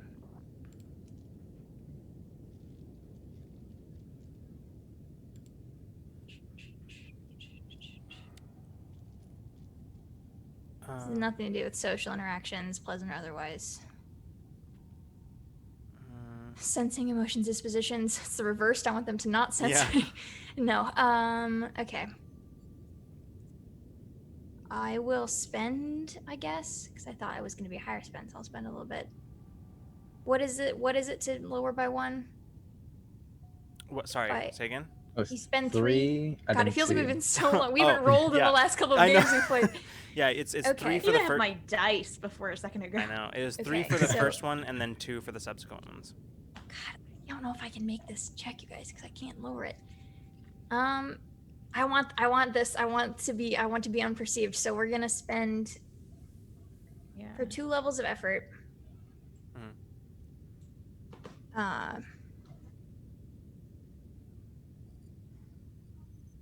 Is it another 2 for a third? Yes. I wish I could encourage over No. comms. You can't. I mean, I don't think you have anything that would help me here. Oh yeah. Okay, here's a stretch. You let me know. Mhm. It's a perception task, but for other people. Being perceived.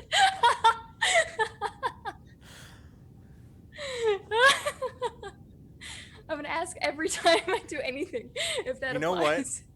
I'm gonna let it happen, and the reason for this is this. You, being that you yourself are very good at spotting things, you know where to go and where not to go in order to like remain as inconspicuous as possible. So I'm gonna let you have this one. Fuck yeah, okay, so here's what happens instead then. Hold on. We need to redo math. Okay. So it's a 5. With perception involving sight, it makes it a 2.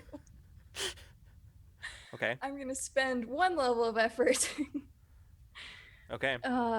and make it down to a 1. Trying to roll for that. All right. So 3 or better. That's all you need. God. You can do 17. Okay. Ah! All right. So, essentially, what First happens roll. is this sort of void that has begun to sort of surround Bina. It starts it starts to push outward just for a moment, and everything to Taeon, everything goes just fully pitch black for a split second before suddenly it isn't anymore. Everything is perfectly normal, as if like even before Bina did anything. And you're looking around, and nothing feels different.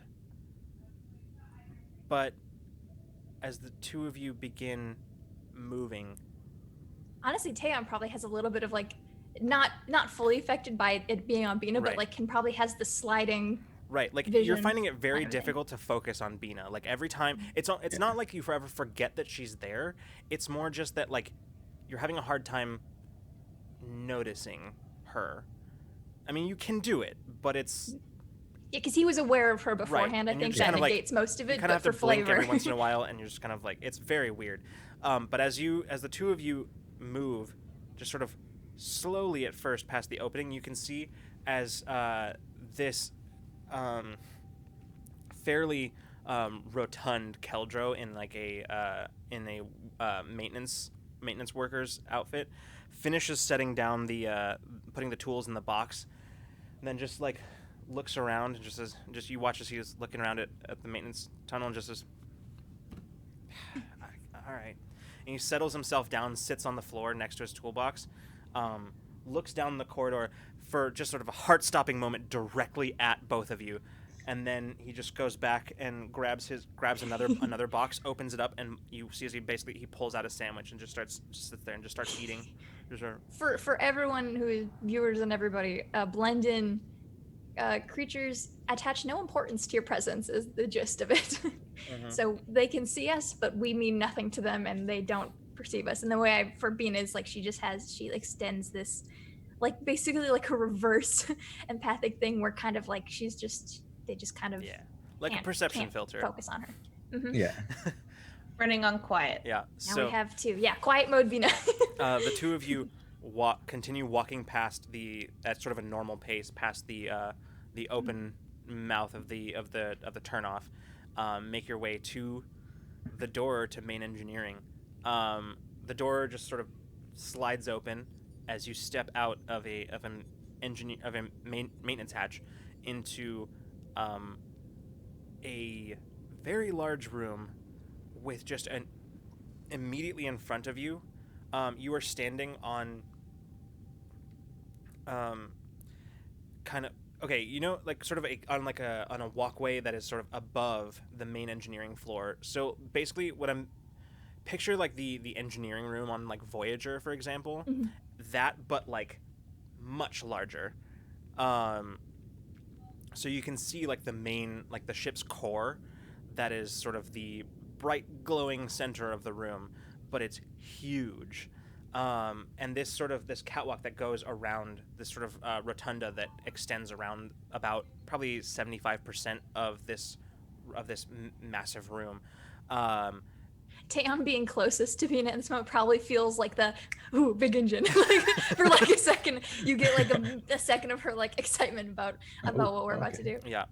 As you keep going, you look around, and at various console stations all around you, you can see probably upwards of 15 or so maintenance work or and like engineers, basically like moving around, consorting, like looking at their notes, comparing them. Every once in a while, one of them will glance in your direction, and there's just like this sort of slight kind of like micro expression of like surprise, and then before it's just immediately gone, and then they've moved on. What did you do? They're gonna have a hard time paying attention to us. This is okay. Yeah. Just don't move anything really, really big, and don't hit anyone, and we should be okay for a while. Okay. And then she kind of points to a console. She's like, "Okay, come on," and then Yeah. we're gonna get cracking. All right, we'll cut over to Mason and your group, as you hear Jade's words as well, that the virus has been successfully uploaded and the reboot has started, and you see all the lights just go down, and the only ones that come back on are the emergency lights that line the bottom of the corridor. At that same moment, you sort of hear the sound of like a force field powering down, and a couple of guards, the guards in the corridor, exclaiming in surprise, as that happens. Just for a little bit of flavor, Mhm. what Mason would have done when there was still more light Mhm. was he would have analyzed the amount of steps between us and the guards. He would have looked at both of their heights and just tried to get every little bit of information he could in those short seconds, Okay. minutes. Fair enough. So at this point, the corridors are significantly dimmer than they were before.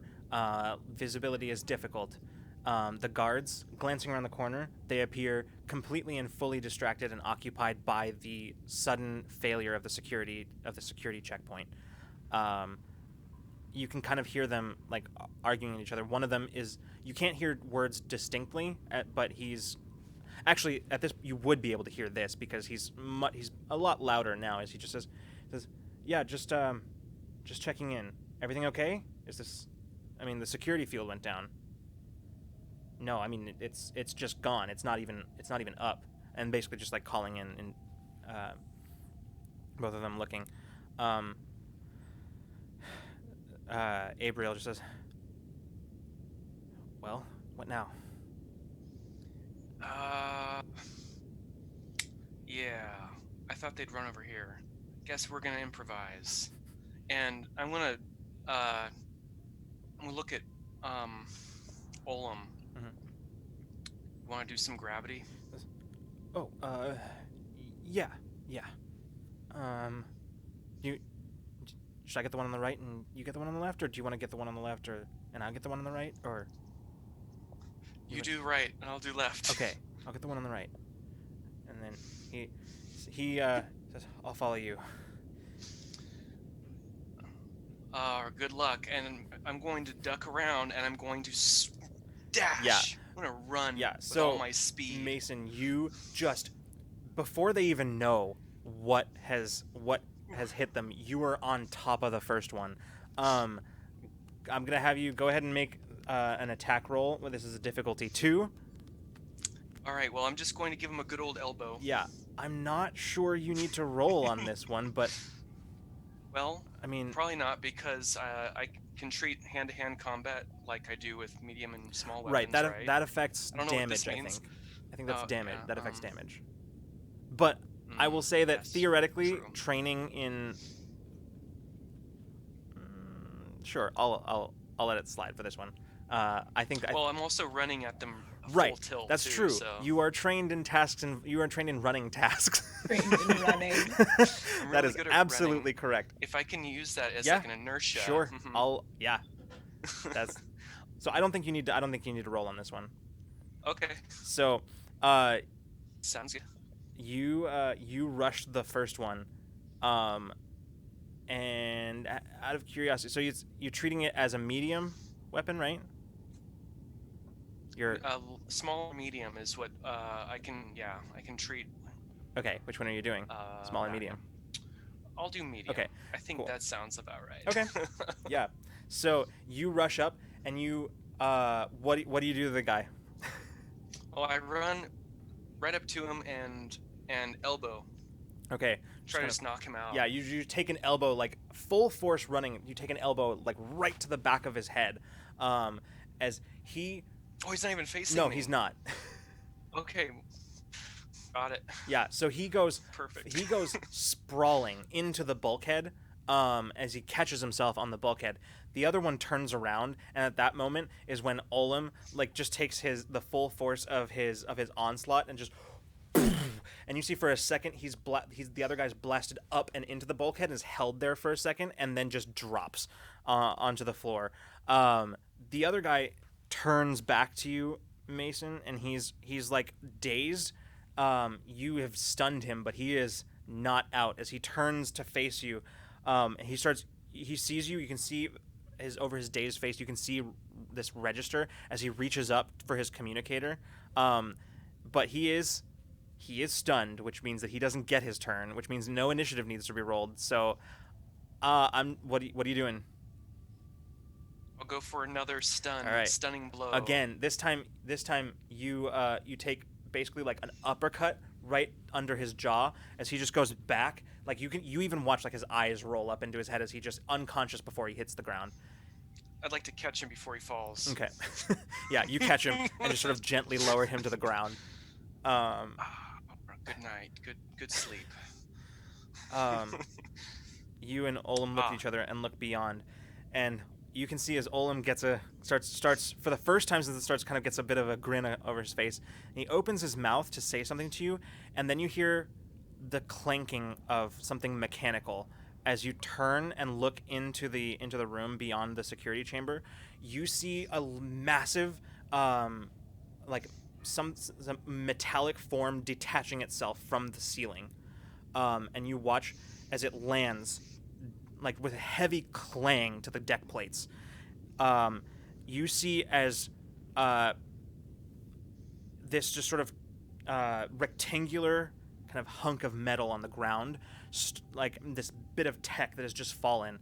You see a single red light up in the center of it as it starts. You watch as limbs begin emerging from it as it starts raising up, and you can see the fully 10-foot tall form of a Silverbrake war droid.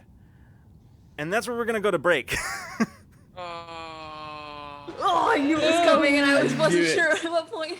A 10-foot war droid? At least there are four of you, and maybe you can wake up some super friends. Yeah, that's a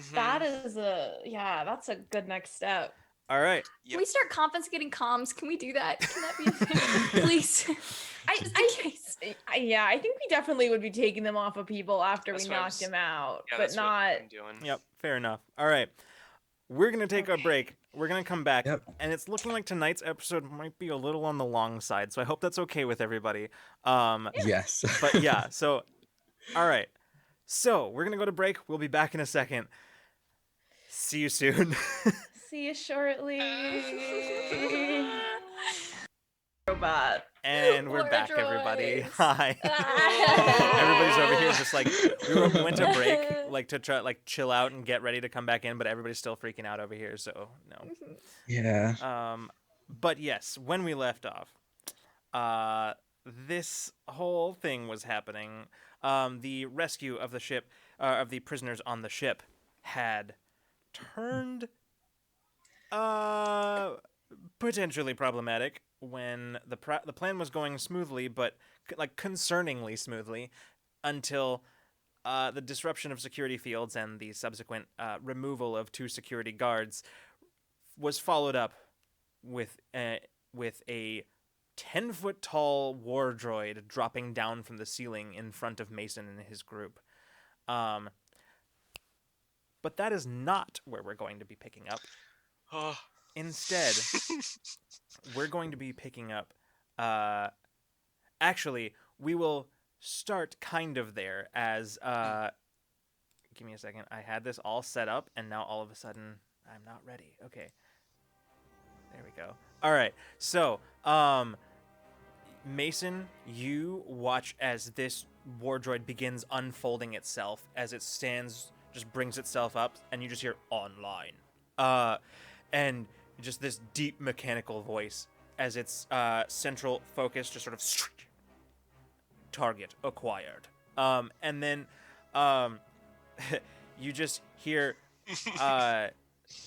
you hear behind you Abriel just like shouting into the comm, just saying, we've got a problem, war droid. And we will begin with Peach and Zaya as the two of you, making your way carefully through to the next security station, hear this rather alarming statement over the comms. As you both pause and like look at each other first. Zaya says, the security station. Maybe they'll have some shutdown codes or something.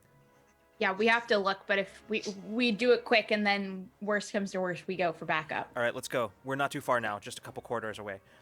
Okay. And the two of you just start rushing down the corridor.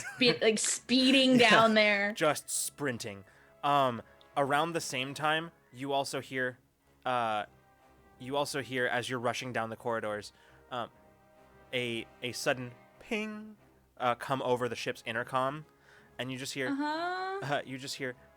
a voice come over the comm. It's like, this is attention, security breach, attention, security breach, and you just hear this as Zaya just says, shit, and just starts running even faster down the corridor. Guess we should have taken that offline first. Zaya says, yeah, I think that was the next one, and just keeps running. Meanwhile, down in engineering, you hear that you hear the comms, and then you hear that, and you see people around, like engineers around, looking around. Nope, still nobody noticing you. As one of them, clearly the chief engineer, says, "All right, people, stay calm. You know the procedure. Let's get this thing cycled back up and running as soon as we possibly can. Let's go." And they just start all scatter, and they start like operating at their consoles, starting to bring stuff back online, working to bring stuff back online. Ina turns to Tan and says, let's break some ships, and I want to go to the nearest terminal. And what I would like to do is to start, I don't know if this is functionally how it would work, but if we can start like moving terminals, like do a little bit at each so that we're not caught in any one point, like keep up the work at like another terminal, or just like hope if they all do different things, then I can start picking away at it from different angles or whatever. But yeah, we're gonna try to get some of this stuff unrebootable. Okay, sounds good. I'm going to then need because the thing is you can do that, and it's probably a very safe way of doing that, but it is going to take a lot longer to do it that way because you can't focus on one. You can't focus on. Yeah. Will any of my tools give me an asset in this? Quite possibly, yeah. Like I brought shit to do this specifically. Yeah. Quite possibly. So then the time is cut in half. And you already already have an asset from studying the ship's schematics from last time. So remember that. Yeah. So yeah, I'm gonna say that. Then in that case, I'm gonna be a fast motherfucker. Yeah. Whatever the speed is gonna be cut in half because I am. Okay. I have a tool asset. Then in that case, I'm gonna set the difficulty here for this at. I think this is gonna be a difficulty 5. Okay. Yeah. I'm assuming that like some of this is going to have to be mechanical. Like I don't think that everything I can do to make it like fully unusable is going to be through the terminals. So I'm probably gonna have to get my hands in the engine or something. I don't know, but like I'm assuming I'm gonna have to bop around. Right. Basically. Like you can mess around with the systems quite a bit from up here, but at a certain point, if you really want to get the job done right, eventually you're going to have to like physically get your hands on the engine. I think the intention then will be to like soften it up at a few terminals real quick and then get down into the guts really fast. Yeah. Okay. So that's what we're gonna do. All right. So 5. Yes, difficulty is 5 on this. Okay, so I have an asset in a tool. I have asset to dealings with the cruiser, which was given from last time. Mechanic. Yeah. I'm assuming. It's 2. No, it still counts because even though you're dealing with like systems right now, it's still systems related to like. So yeah, it still counts. Okay. Mechanics still counts. This is. I don't know if this would count. I have vehicle and pilot. This is like what makes a vehicle and a ship go. Does that give me any? Because it's specifically related to that. I don't know. That's don't kind of a think stretch. so. Yeah, Okay, because cool. those things like. There's that's a fair. line, but I think like there's an argument to be made. Probably not. But it, probably not just because you can pilot a ship without knowing how it works That's and fair. how it like yeah. That's fair. Am I getting an assist from Taeyeon? You can't because you can only have Yeah, you have the Oh, that's two right. That's assets right. We've We've got already two have two. assets right now, so Okay. Perception. Using my eyes in this very No, stressful not area. here. Not here. I didn't think so. I gotta ask.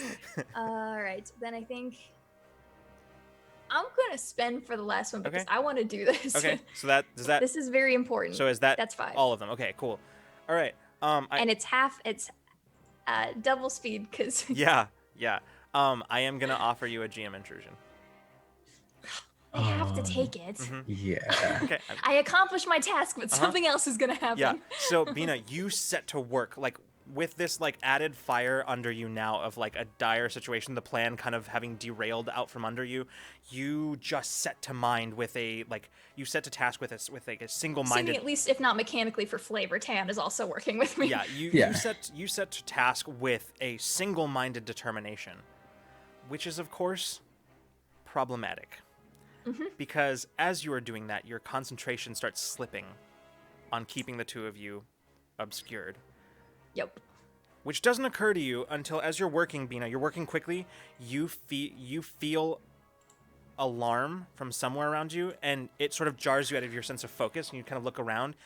Just to the edge of the row of terminals where you are, you can see a maintenance worker who has stopped in her tracks, just holding a whole bunch of pads that clearly contain reports of various kinds, just standing there, wide-eyed, staring at you. Just this. Is this one person? Yeah, She's not hostile. correct. Yet, yeah. Currently, right now, yeah. noticing Right. me is not actively Right, hostile. right. Bina's like, I think notices the attention, looks and just says, oh fuck. Keep moving. We're not here. And use fast talk to convince a creature who isn't hostile to take one reasonable action. Keep moving. These are not the droids you. Literally. So this would be it. What is your thing? Your modification for the pleasant social interactions or otherwise? What is that again? Social interactions, pleasant or otherwise, is 1, but I also have all tasks sensing emotions and dispositions. So if I'm aware she's about Yeah. to like make a Okay. call, I don't know Then- if that counts. Then you don't That's need to, 2. you don't need to roll here. So Fuck yeah. you just say it, and she just looks at you, looks at the terminal, looks very clearly confused, but then just like I agree with her. interestingly, you see that her gaze falls on Taeyeon and kind of rests there, and then you see as like Oh, that's right. for a moment you can see like sort of like a little bit of uncertainty that then just sort of bleeds away into just sort of like almost like comprehension. She just says, okay, and she just like turns and like continues walking past you carrying the things. So you can tell me if the GM intrusion negates this, but there is a part of the blend-in task that if you do catch someone's attention, you can use your action to regain the effect, like for the remainder of the time. So you can tell me if the GM intrusion negates that, if I've lost it fully. No, if that's the case, then that's how. Oh, fuck that. Okay. Oh, So, yeah. Okay. yeah, so- I want to start getting us more hidden. I would like to finish our task and then try to get Okay. physically hidden now. Okay, that yeah, we're kind of running you low on set time. back to work as Taeyeon, you're like hand shaking on your blaster. Absolutely. You're I just was like just about to pull it, and then they turned away. She kind of one hand, I think one of her four, she's working all fronts, and she's like pats his shoulder and says, "You're good. You're good. What? Fuck! I've already lost what it's. Skoru? No, is that the bird one? yeah, that's the Chemoth. Yeah. Kamoth. You're like, it's Kamoth, okay. yeah. You used to seeing Kamoth on ships, and she goes back into working as fast as she can. Yeah. So from that, we're gonna cut over back to Peach and Zaya for a second, as the two of you are coming up on another security station, and this time Zaya doesn't slow down. She just keeps running directly Just in, smash- smashes right through the door to the security station, just smashes right through it. And as she does, I'm like a step behind her. yeah, debris from the door is just scattering as the security personnel, while they were more alerted than the others, they were not prepared for a just built Keldro woman to come slamming through this sealed door. And Zaya stops the two of them. There's this beat as they all everybody just sort of stares at each other, and Zaya says, "Hey, sorry about the door," and then just rushes one of them. How many are in here? It's two, just like in the last one. Oh, just two? Yeah. Okay. But here's the thing, Peach, is that Zaya rushes them both and just clotheslines the two of them because they're standing just perfectly. She just clotheslines them both. Okay. And with the force that she exerts on them, the last remaining pool of her stored kinetic energy, they both just slide across the room, slam into the wall, and then just face plant. If your situation was not so dire, it would be comical the way that they just kind of slam back and just flop down onto the floor in perfect unison. Zaya just says, Okay, this is going to be a little bit more delicate than last time because I don't know if smashing it is going to turn off the alarm. So watch the door. Sorry about that. And she just rips the panel off the console and slides herself underneath it. She's, "This is going to take me a second. It's been a while since I've done this." And she just underneath and starts pulling wires. She says, "Okay, make that 2 minutes." And she just goes back underneath. Is there anything in this terminal so she's disabling the comms, right? Is that or not the comms, the overhead? Is that what she's trying to do? Yeah, basically right now she's trying to find some way of right now what she's working on is disabling the alarm system. Okay, good, because I was I want to take out the communications overhead. Oh yeah, you could do that if you want to look around. Yeah, I want to try to look around to try and take away the way that they have of communicating Sure. with any kind of announcements or anything. I'm gonna have you just make an intelligence roll here, an intellect roll here. Okay. Because this is basically just trying to looking at a whole bunch of different unfamiliar systems and trying to figure out which is the right one. So at this point, it's the difficulty on this one is going to be, I think it's gonna be 3. Okay.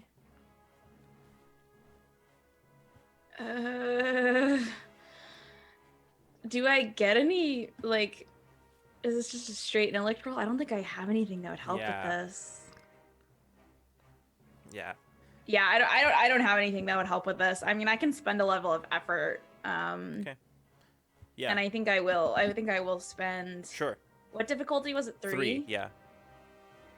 I don't want to spend. I'm just gonna spend 2 levels of effort. Okay. So difficulty 1, 3 or better is all you need. Mm-hmm. Okay. Okay. Ugh, fell off my 8. That's all you need. You look around and there's a whole bunch of blinking lights that are on the console. But as you're looking around, you just go and you find one of the blinking lights on the console that is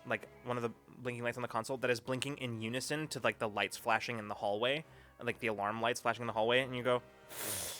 And you press the button, and immediately the alarms stop, not the alarm, sorry, the flashing lights, and then you watch as right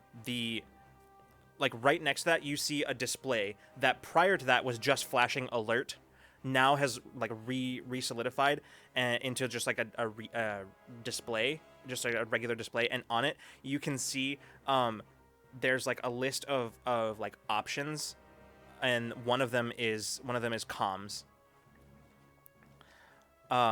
So as you look at it, you're oh, you hit that one, It's clearly this one. So like the alarm is still going, which is what Zaya's working on, but basically like the flashing lights and all that sort of stuff is basically what you just you disable the visual alarm part of it basically. And so now as you're going through the settings, it's pretty easy now to just find like the comms system and just do a ship-wide disabling of like the internal comms. Okay, good. That is a very helpful. That is very helpful. Okay. Yeah.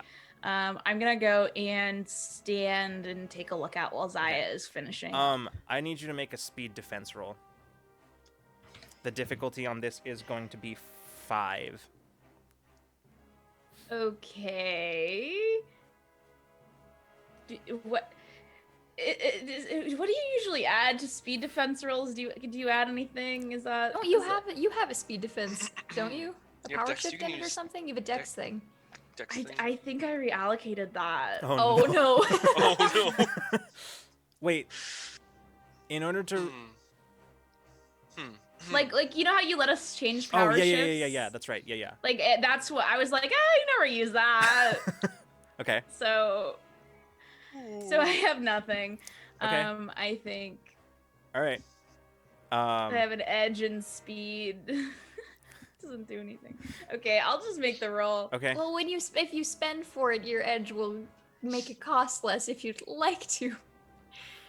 Try to get it less than 15. Yeah, that's a bad roll. Okay, yeah, I'm gonna spend to it goes out of my speed pool directly, right? Yep. If I spend effort on that. Mhm. So okay, I don't have a huge speed pool, so But if you have an edge, that helps a little bit. yeah. I'm gonna spend 2 levels of effort and get that down a little bit. Okay. Because if I spend 3, I'm like, yeah, that would be bad. So that brings us down to difficulty 3, I think, right? Yeah. Okay. So you need a 9 or better. Peach is kind of min-maxed, you guys. 3 or better. Okay. Yeah, I don't have anything else. Okay.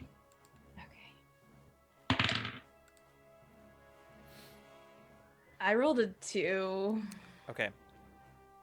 Want to take an experience from somebody, or is it not a? I'll give you I'll throw an XP your way. I didn't want to use. I only have 1, so I would take yours if you were. Take it. Wait, no, hold on. No? Keep that. I took a GM intrusion. I never allocated the Oh, that's second true. one. You didn't. I give it to That's I true. give it to Here's to the Peach. thing. Technically, That is so technically, cool. technically, That's when you fair. do that, when Yeah. that happens, it has to be somebody who is in some way involved. Oh, that's fair. Damn it. Okay. So- Okay. All right. Then technically it would go to Tan. Tan, you have XP. Yeah. Thank you. I think, yeah, technically it has to be somebody who's involved with the scene, which I like didn't know there's that. a weird loose definition of what specifically is the scene here. But We're all a team in spirit, Lucas. Even if we're not physically together. Together where it counts. Right here. I'm allocating XP. you know what? I It's think okay. I think I'm gonna allow it because the thing is, you're all doing the same thing. It's not like it'd be different. I think if you were all like scattered and doing different stuff and this happened, Yeah. but like you're all working towards the same goal here. So I think I'll allow. Sorry, it. Drac, you just got it. You redacted That's it fine. I'm immediately. so sorry. I hope you don't need that in No, in you this definitely exact need next it. scene. Okay. You need it way so more than I go do. ahead and re-roll, Peach, if that's what you want to do. Yeah, I'm gonna re-roll. Okay. Okay. 12. Okay. So here's basically the here's what 12. happens as you like push away from the console and begin and like stand Thank you, Caitlin. to take watch at the door. You hear Zaya saying, "Okay, I think I've got it. I just need to. It's just gonna take me a second. I found it though." And as you're acknowledging that, turning towards what's left of the door, a pair of booted feet come swinging in at you, almost catching you full in the chest, but just in time you like reflexively you swerve away from it, like jolting back as an individual dressed head to toe in tactical gear, like swings in, booted feet first, to like having aimed to kick towards your chest, having missed, lands like basically like feet against the wall opposite the door, just compensates immediately, twists themselves in midair, and just lands in front of you. and you see as they look up, you are seeing for the first time in quite some time out of the dream space. You are seeing the same individual as before.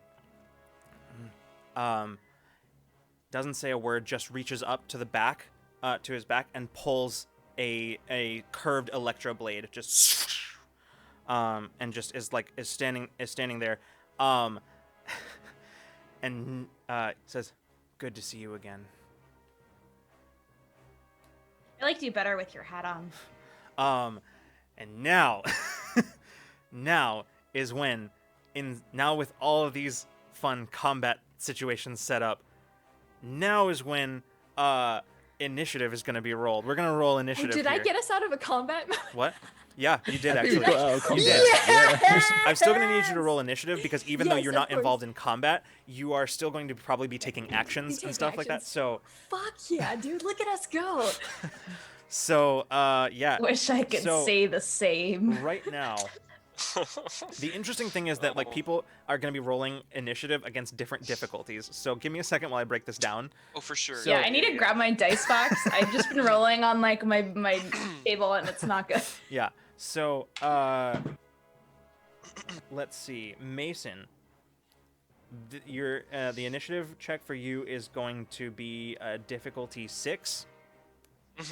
Okay. Peach, initiative difficulty for you is 5. And 8. Bina and Taeon, the initiative difficulty is 3. And I'm trained in initiative. Nice. I always have absolutely 0 things for initiative. Man, I really should have kept that Dex power shift. Damn it. Barely made it. I got a 9. Nice. I got a 10, so I did not make Ooh, that. Okay. Yeah. Okay. All right, Freeman. I'm gonna utilize my Dex power shift. I have 2 in it, so that lowers the 6 to a 4. Correct? Okay, so that's a 12 or better. Yeah. Oh, And no. then I'm going to. Never succeeded in an initiative roll ever in my life. I'll spend some effort. I'll spend for my speed pool. Yeah. Yeah, I'll spend a level of effort from there. I have an edge of 2 in my speed pool. Okay. So you're spending 1 level of effort? Yeah. Okay. Just So one. then I think that should only cost you 1 point from your speed pool. Yes. So, okay, cool. Cool. All right, so that brings us down to you're at a difficulty 3, is that correct? I think. Yes. Yes. Yeah. Okay. Cool. So 9 or better. I still want a little difficult roll. Not too difficult, just 9 or better. Don't want to make anything too Difficult. easy on yourself. Yeah, no. Mason's, he's hard. It's a hard man. That's 4. Oh. All right. So it sounds like Taeon succeeded on initiative and nobody Yep. else did. Yeah. We're not great at that. Okay. Well, Plus, I've been being impulsive. I'm great at initiatives. all right. Yeah, Well, good. then Taeon, currently not in combat, but you and Bina are sort of doing your best to sabotage the propulsion of the ship so that it doesn't. Honestly, you don't even have to be good at ship stuff, like to wreck it. Like Yeah. Yeah. you I'm could just do yeah. whatever you So wanted. yeah. So what are you doing at the top of this round? Okay, so I have a wrist computer. Can I use that to mess with any software? Sorry. What you said? You have a what now? A wrist computer. Oh yeah, absolutely. Can I use that to mess with any software? It'll definitely count as an asset for sure. Nice. Yeah, so I'm probably gonna like mess with any software that looks important. Okay. Yeah. Okay. Taeron has no clue what's going on, how to work this thing, but he's just looking at whatever looks the most important. Sure. Okay. Go ahead and we'll call this. This is gonna be an intellect roll, and the difficulty on this one is going to be, it would be 4, but it's now 3 because of your asset. So Okay, perfect. I always have a power shift in intelligence stuff. okay, I think that'll definitely count here too. So that'll bring it down to difficulty 2. I think is where we're at now. think so. If it's Okay. software based, would he have any additions from his backstory of his Orsai partner was a software like that was Yeah, that's that what I was was just gonna say. I don't know if I that would think help at all. my wrist computer probably has like just pre-downloaded corruption software that Yeah, she I- she I'll- gives That's me that that we asset. use. Yeah, Yeah. I Okay, think that's cool. that. I think that's that asset. Yeah. 12. 12. All right. So you don't know what you broke, but you know you broke it. Yeah, that's all you need. Success. Yeah, as Thank you, Ada. you're looking at it, you're just sort of like you have your wrist computer interfaced, which is actually surprisingly easy because your wrist computer is a bit more advanced than these ships' computers. These are pretty outdated. In fact, if you have any difficulty, it's mostly because the how outdated the software on these ships are, and your computer, it has backwards compatibility, but only Still to using a OS point. Raspberry? What the hell? God. But only to a point. Like it's a little, it'd be Yeah. a bit like trying to run like be a bit like trying to run Skyrim on like MS DOS or something like, just like something ridiculous. God, Like, how do you guys live with this kind of tech? Jesus. as you're just sort of like going through, you don't know what you broke, but you definitely broke it. There's Yeah. some serious, like, you can see like error messages starting to like scroll across the screen. I think like it's when it works, the computer wrist, kind of like the image of Ada Spriggs, like a cartoon Ada Spriggs flashes with like a little 8-bit kind of like little, Yeah. like little clippy, but it's Ada Springs yeah. and helpful. right. So not clippy at all. No. All right, cool. Well then, great. With that completed, it's the war droid. Oh. Um, Doesn't need to go. doesn't need to, but it is. So, the war droid, having acquired its targets, turns to you, Mason, and your group, and you just hear very like the last thing you hear before you are just deafened by the sound of its blaster as it begins just unloading. You hear Abriel go, "Scatter!" And I need you to make a speed defense roll here. Ooh, you know what? As I love me some of those. all right.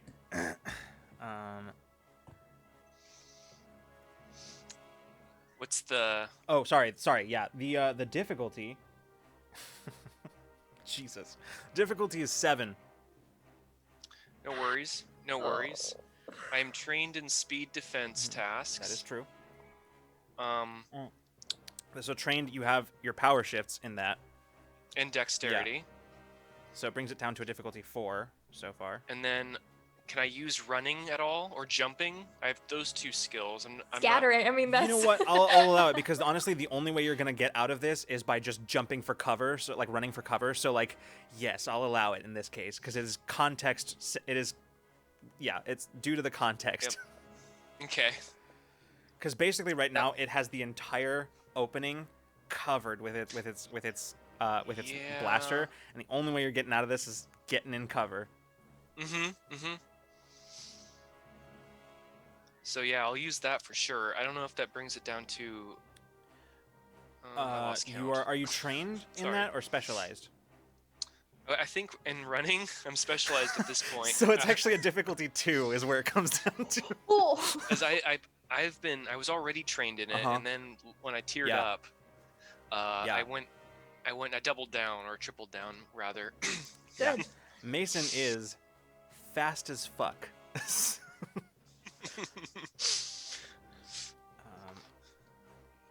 17. All right. Yes. So you immediately just like jump out of the way, diving behind one of the struts that kind of sticks out into the hallway, as the whole place is just sprayed with like blaster bursts through the entirety of the corridor.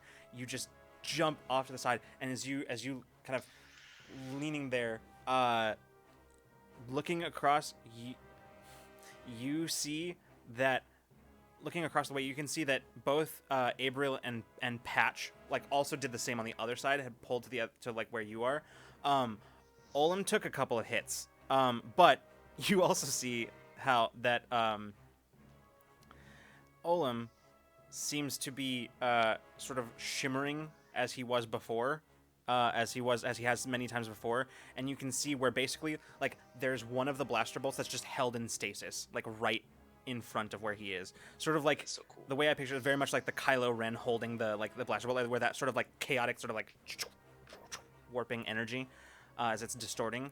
It slowly is like dissipating. The energy blast is slowly dissipating, but it's just held there in stasis. As you can see, Olam is like down on the floor, like holding his shoulder, looking up at this war droid.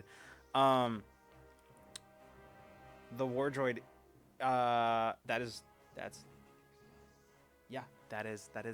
it.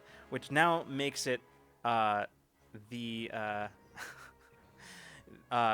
with Peach. Tactical gear friend. Tactical gear friend. You see as A misleading title. yeah, tactical gear unfriend. You see He'll be my friend one day. he brings the blade up in a two-handed grip and brings it down, straight down overhead.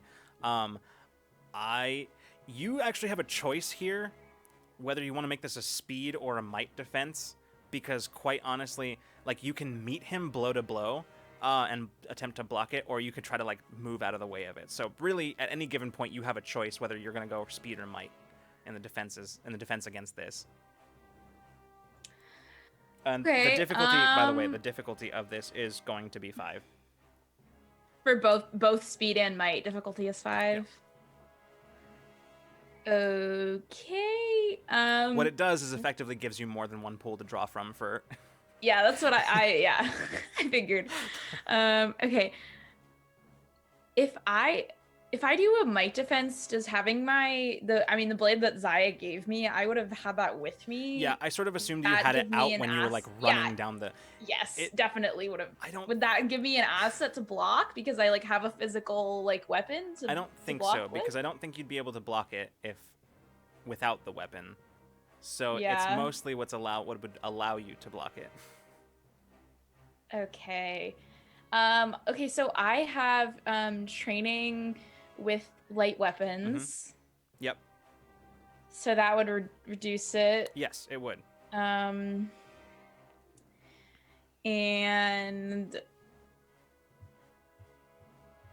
I'm gonna spend some effort to try and make this roll. Okay. I'm gonna spend 2 levels of All effort. right, bringing it down to a difficulty 3, which is 9 or better. Okay. You can hear behind you, by the way, as Zaya's still working on this. She's like become aware of what is happening, and she's like, shit, and she's like still working underneath this console. Yep. All right. Okay. She's occupied. All right. 9 or better. 9 or better. 9 or better. That was a 2. I'm gonna use my XP to reroll that. Okay. It's my only XP, but it would be a really bad hit. So Okay. I'm gonna switch die. I can't use that one. That one I've rolled badly almost every time I've used it. Are you fucking kidding? I rolled a natural 1. Oh no. Okay. So, you react attempting to block, but it has been some time since you used these particular skills. Yeah. And as you reach up to block, it's just in time to catch it, but not with the strength that it needs, as he basically knocks the blade into you, essentially like down and twisting your wrist in the process as it goes down, and you take, like, you kind of like deflect it, but so it doesn't come down as like a full fatal blow like it would have been, but you do take 5 points of might damage, and as you do, you lose grip on the on the electro blade, which just goes like scattering across the floor. You can hear it spinning, and as the blade touches the ground, as the like electrified blade touches the ground, you can see as it's just sort of as it touches the ground, you can see like sparks of electricity just connect just to the floor as it sparks spinning away on the floor. God, Peach has trouble with like keeping weapons in her hand, huh? Yeah.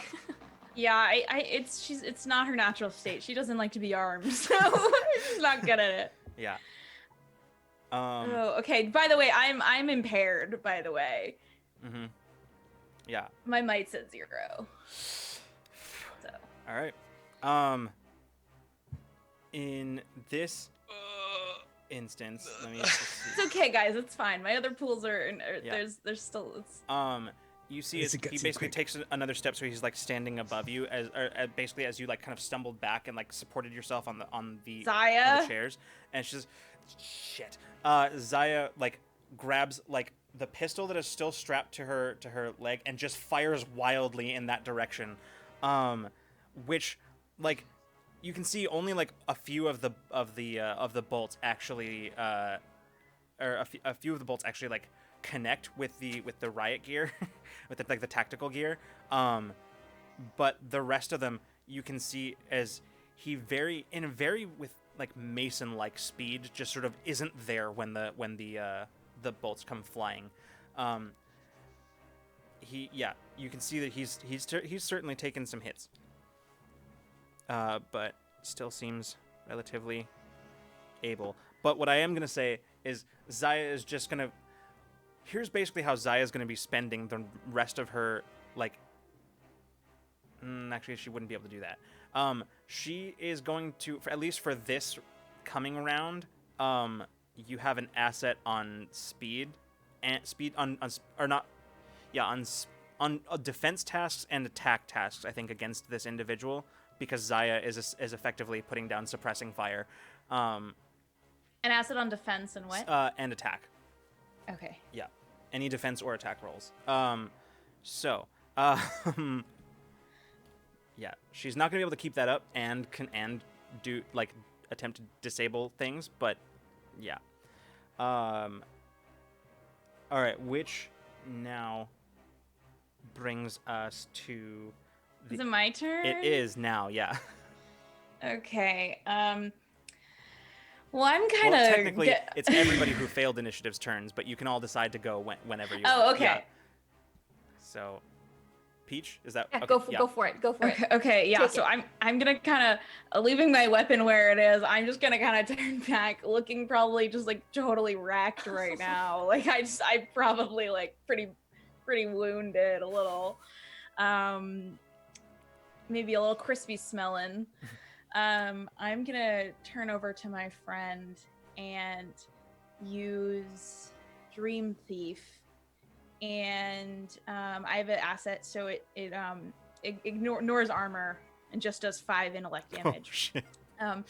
But he's going to see it pulls upon a dream that I've had in the past. So specifically, I want him to see in front of him, kind of like an image, almost like a projection of him falling through space, like absolutely like totally like terrified. Like in our dreams, I felt that fear that he has, so I want that to be just super clear in the image as he just feels as he's falling. All right. I'm gonna go ahead and say. I'm pretty pissed. Yeah. This is going to be an intellect roll, the difficulty of which is going to be 5.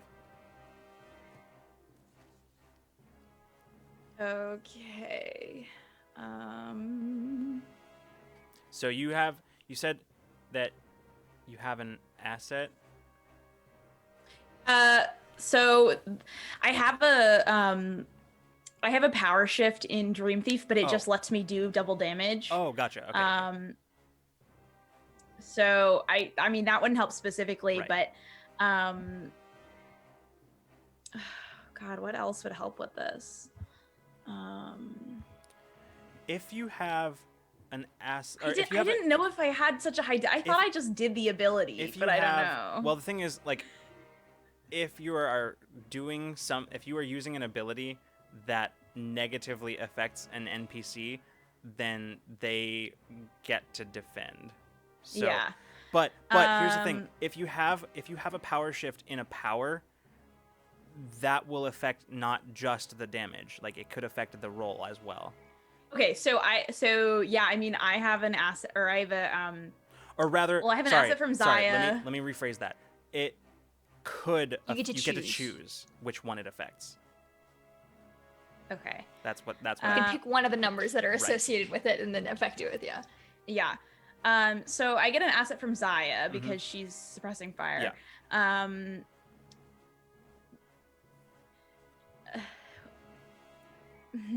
So because would I get an asset because no, that okay, never mind. I was gonna say it's really scary. Is he scared? But it hasn't happened yet. Yeah. So fuck. Okay, does my power shift in just making dreams more solid? Like, I have a power shift in awakened dreams, just the ability of conjuring images. Would that ability make it help me in my attack at all? Because Yeah. it's specifically an intellect-based ability that's using that power. Yeah, I would say it does. Yeah. Okay. So that's down to 2. Yes. Wait. Okay. Wait. So are you spending effort? Is that So it was because it was? So I got an asset from Zaya. Right. You have a power shift.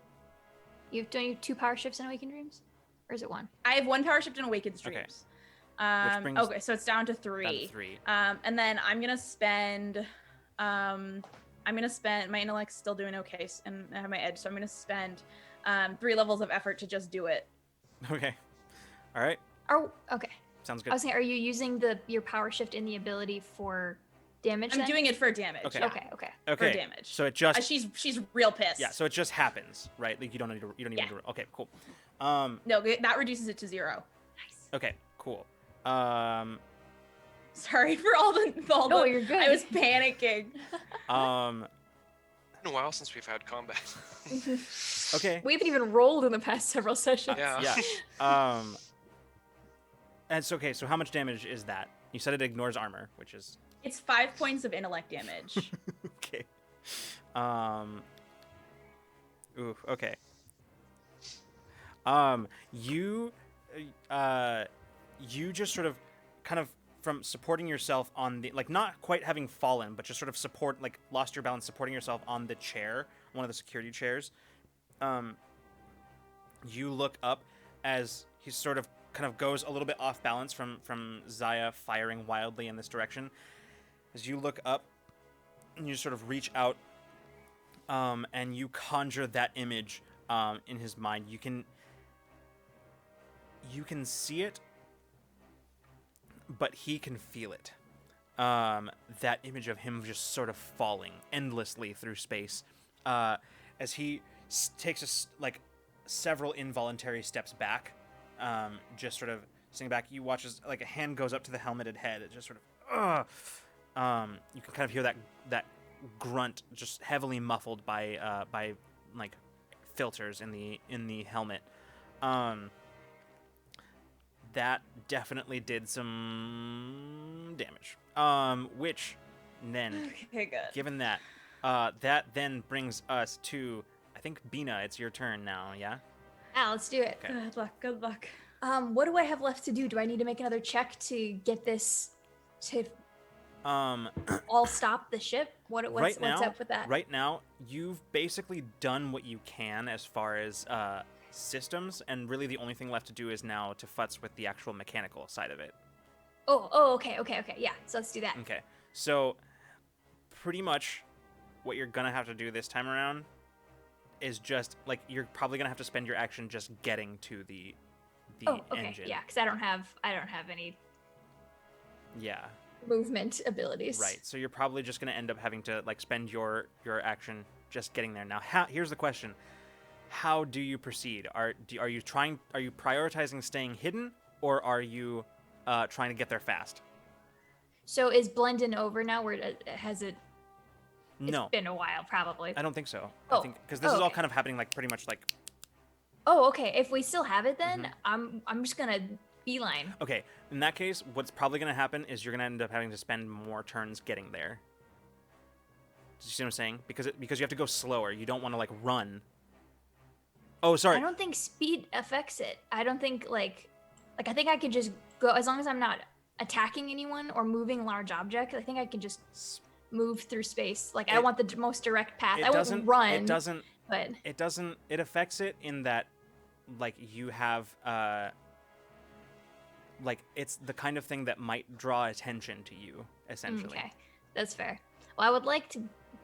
What would be the faster option then if that's not the fastest option? Sorry. So what did you say that you were going to do? Remind. I said like if I still have blend in, Right. I would just like to take the fastest route Okay. to where I need to go. Like So- I would just like to walk the direct path that Right. way. I'm not gonna run, but like Okay.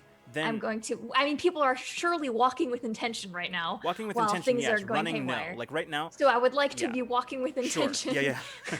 Yeah. Speed walking to where I need to go. Right. So yeah, you can do that. It'll. I'll use my turn to do so. Okay. Sounds good. Okay. Then. Whatever the fastest option to get there. Right. That was what I wanted. Yeah, that's fine. Then in that case, back in the secured area with the war droid, Abriel is just going to like from behind the thing sort of peek out to attempt to aim, and then just immediately go back behind as like more blaster bolts just sort of fire through as she just. And she just reaches up over without looking, just sort of fires like her pistol wildly, like over the top of the. Without aiming, just sort of fires. You hear a few of the shots connect.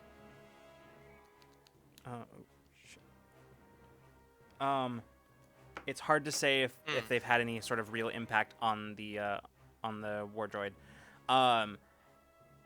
Patch is basically going to, at this point, Patch is going to move out into the corridor as Abriel is firing and like grab Olam and starts to pull him, but not before Olam turns to the war droid and just says, "Okay," and uses his onslaught ability to blast this war droid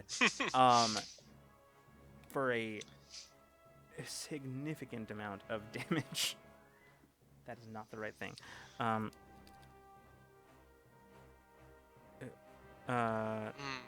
Yeah.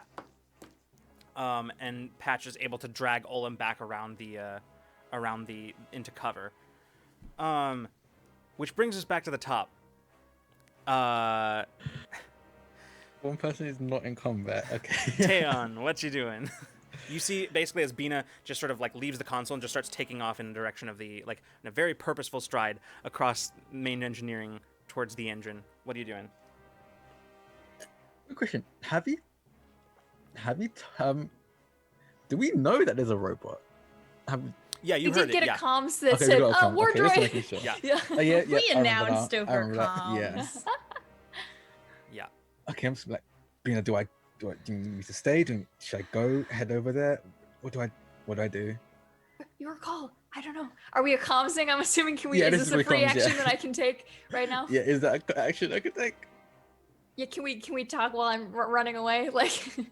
Oh, hold on. Sorry, I'm glad I tabbed over to chat because I just saw. I don't think Mason.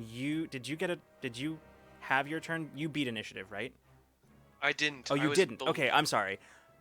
Then in that case, it is actually your turn. Thank you, Oh, it Gemini is. Lightning. Oh, it is. Thanks, chat. Yeah, it is actually your Okay. turn. Sorry. Trying to skip Mason. Oh, well, it may have been a good thing too because I am about to do something very reckless. I love it. Yay! I am going to say, I'm going to put my hand, and I'm going to say, I'm going to draw their fire. Big murder bot thing, and I am going to run into the room. Yeah. I Okay. want to Yes. You're gonna run. Okay. I'm gonna run into the room and try to draw its fire so they can. Okay. Yep. Ooh, man, I'm trying to decide here how I'm gonna. I think. Ooh, okay. How are you attempting to draw its fire? Just by being a target and running, or? Kind of just zigzagging, like, ooh. Well, I want to make this kind of fancy, if that's okay. Go for it. Yeah. Because I want to run as fast, and I want to. It's 10 feet tall, so I'm assuming there's a gap I could slide between. It's whatever it stands on, and like end up behind it. That's what I want to try to do, and try to keep it distracted away from friends and allies at the door here. Yeah, absolutely. Okay, so I'm gonna have you then make this is gonna be a speed roll, and the difficulty on this one is going to be 6. Yeah, the difficulty is gonna be 6. Yes. Can I use dexterity? Absolutely. No. Yep. Yeah. Oh, cool. For Absolutely. sure. That is speed. There is not really dexterity in Cypher. It's just speed. That's right. All right. So that brings it down to a 4. Yeah. And then you're specialized in running, right? Yes, I'm specialized in running. Down to a 2. Down to a 2. Hell yeah. Okay. And then I will spend some effort. Okay. In my speed, I'll spend a speed. All right. Just 1 level of effort? Yeah. Okay. Cool. All right, so difficulty 1 right now is where you're at. 3 or I better. still like to roll, Yeah, honestly. Sure. Yeah. So I want to Rolling's roll. fun. 3. Oh, Jesus. 3. Okay, so Mason, you That's why I go love to roll. you just kind of as the droid is focused on where Olim and Patch just were, you take that opportunity to just run.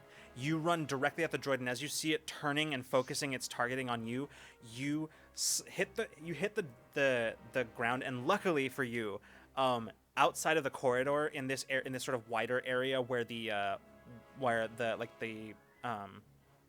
containment chambers are, instead of grating like it isn't like on the deck in the corridors, it's just deck plates here, like just smooth deck plates. And so as you run, you just get right up to the war droid and then drop into a slide underneath in between its legs, sliding to the other side, and then just kind of keep running as you just hear like the sound of it slowly just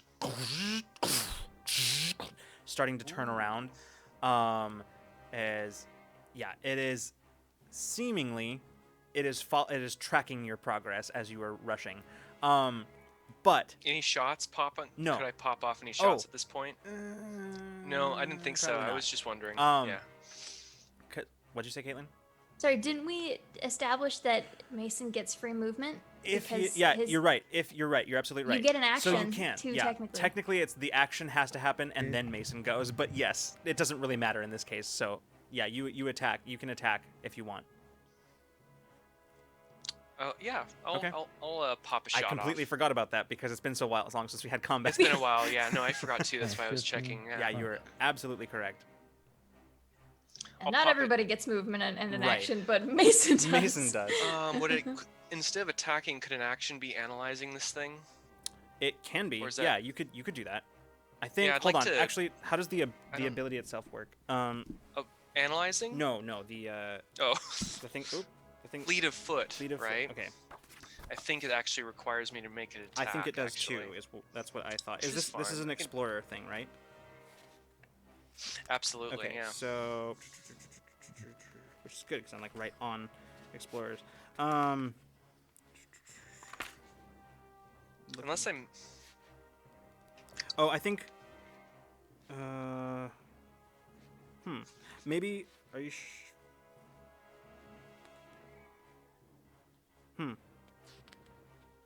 I don't know where it is. So for now, I think the way I think it works is that I think it has to be an attack. But that's. So we're gonna go with that for now because I don't know where it is and I'm not gonna spend time looking it up. I'll pop a shot off. Okay, sounds good. So it is an attack my- that it is. You could use speed if you want to because you are aiming a weapon. This is a difficulty 6. Yeah, difficulty is 6. Okay. No worries. I'm. trained in medium and Yep. light weapons, and this is that. Mhm. So it goes down to 5 from there. A 5, and then I don't actually have anything for shooting combat Yeah. actually, but I could spend. Could I? No, I can't really pull that off either. Huh? I was like trying to think. Maybe I could aim for a weakness and spend from my intellect pool, but I don't think that's how that works. So yeah, no. But I could. So I'd have to spend from might. No. You spend from speed. Oh, speed. Yeah, this is a sorry, speed that's what I roll. meant. Yeah, this is speed attack. Yeah. Yeah. Okay. I'll do that. Okay. I'll spend some speed. Spend some. All right. Speed. How much are you bringing it down? Just one, Okay. or no, just 2. 2. All right. 2. So it's difficulty 3 then. Yeah. All right. Here we go. 9 or better. There we go. 12. 12. All right. Yeah. Okay. And that is a medium weapon, right? Yes. Okay. I believe so. Yeah. Okay. What am I looking at? Oh, okay. You take some shots. It impacts on the droid, but the droid, as soon as the shots connect, you immediately know. Like, it dinged it up a bit, but this thing is armored. Yeah. This thing is pretty heavily armored. It didn't do a lot to it. Yeah, Mason's initial thought is like, all right, let me just distract it. He's not even thinking about what could actually affect this Right. thing. Yeah. Person, We'll yeah. say for the sake of this, though, that's kind of part of what draws its attention to you as you're running. Like, you hit it, you didn't do a lot of damage, but you, like... Look at me! Yeah, if the war droid could be pissed off, that's what you just did. You just pissed it off. Aggro. Really what you did is you established yourself as the more present threat, is what in war droid Asserted processing. your dominance. Oh boy. More present threat than the others, so yeah. Alright, that now, Taeon, it is your turn. What would you like to Now do? it's me. Okay, yeah, I'm just gonna. Okay, be safe. Don't do anything stupid. No What? promises. Oh god, Good luck. that does not put confidence in me. Okay, and I'm gonna use I'm gonna use fast steps to just travel as far as I can towards where I know Okay. where the war droid is. Yeah, so Bina, looking back over your shoulder, you watch as Taeon is there, and then he just sort of blinks out of existence. And as you look, That's you so can see cool. as he's like a door, like the main door to engineering, it like opens as somebody's passing through it. You can see just beyond them as the maintenance worker or the engineer is coming in. You see Taeon like probably easily like 100 or so feet down the corridor, just running down the hallway, just sort of. And he still has blend in on Yeah, well, yeah. So you see I think it's just running. for probably a little bit longer, but yeah, for now. from Taeon's perspective, what actually happened is that he literally just everything just paused and he just started running. Yeah. So he couldn't keep stuff. He couldn't keep his time. Couldn't keep time paused for long. So I guess he like reappears like 100 meters or so I love down. it. I love it. Yep. All right. So you are well on your way running towards the others, towards where you know that this is happening. It's going to take you a second to get there, even with far step, but Yeah. you should be able to make it in just like a couple of rounds here. So, we will go ahead and then that unfortunately brings us back to the war droid.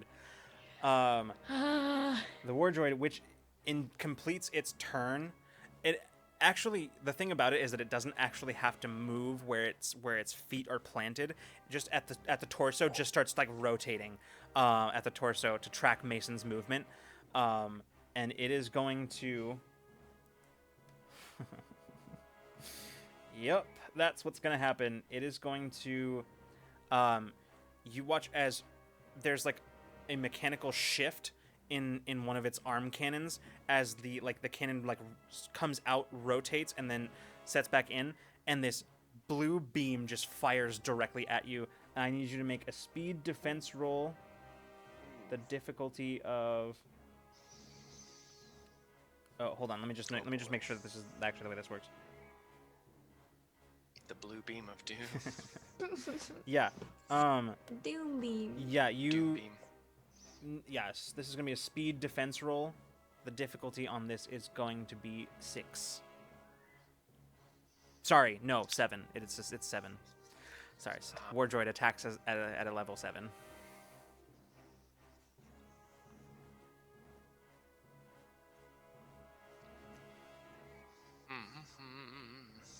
Okay.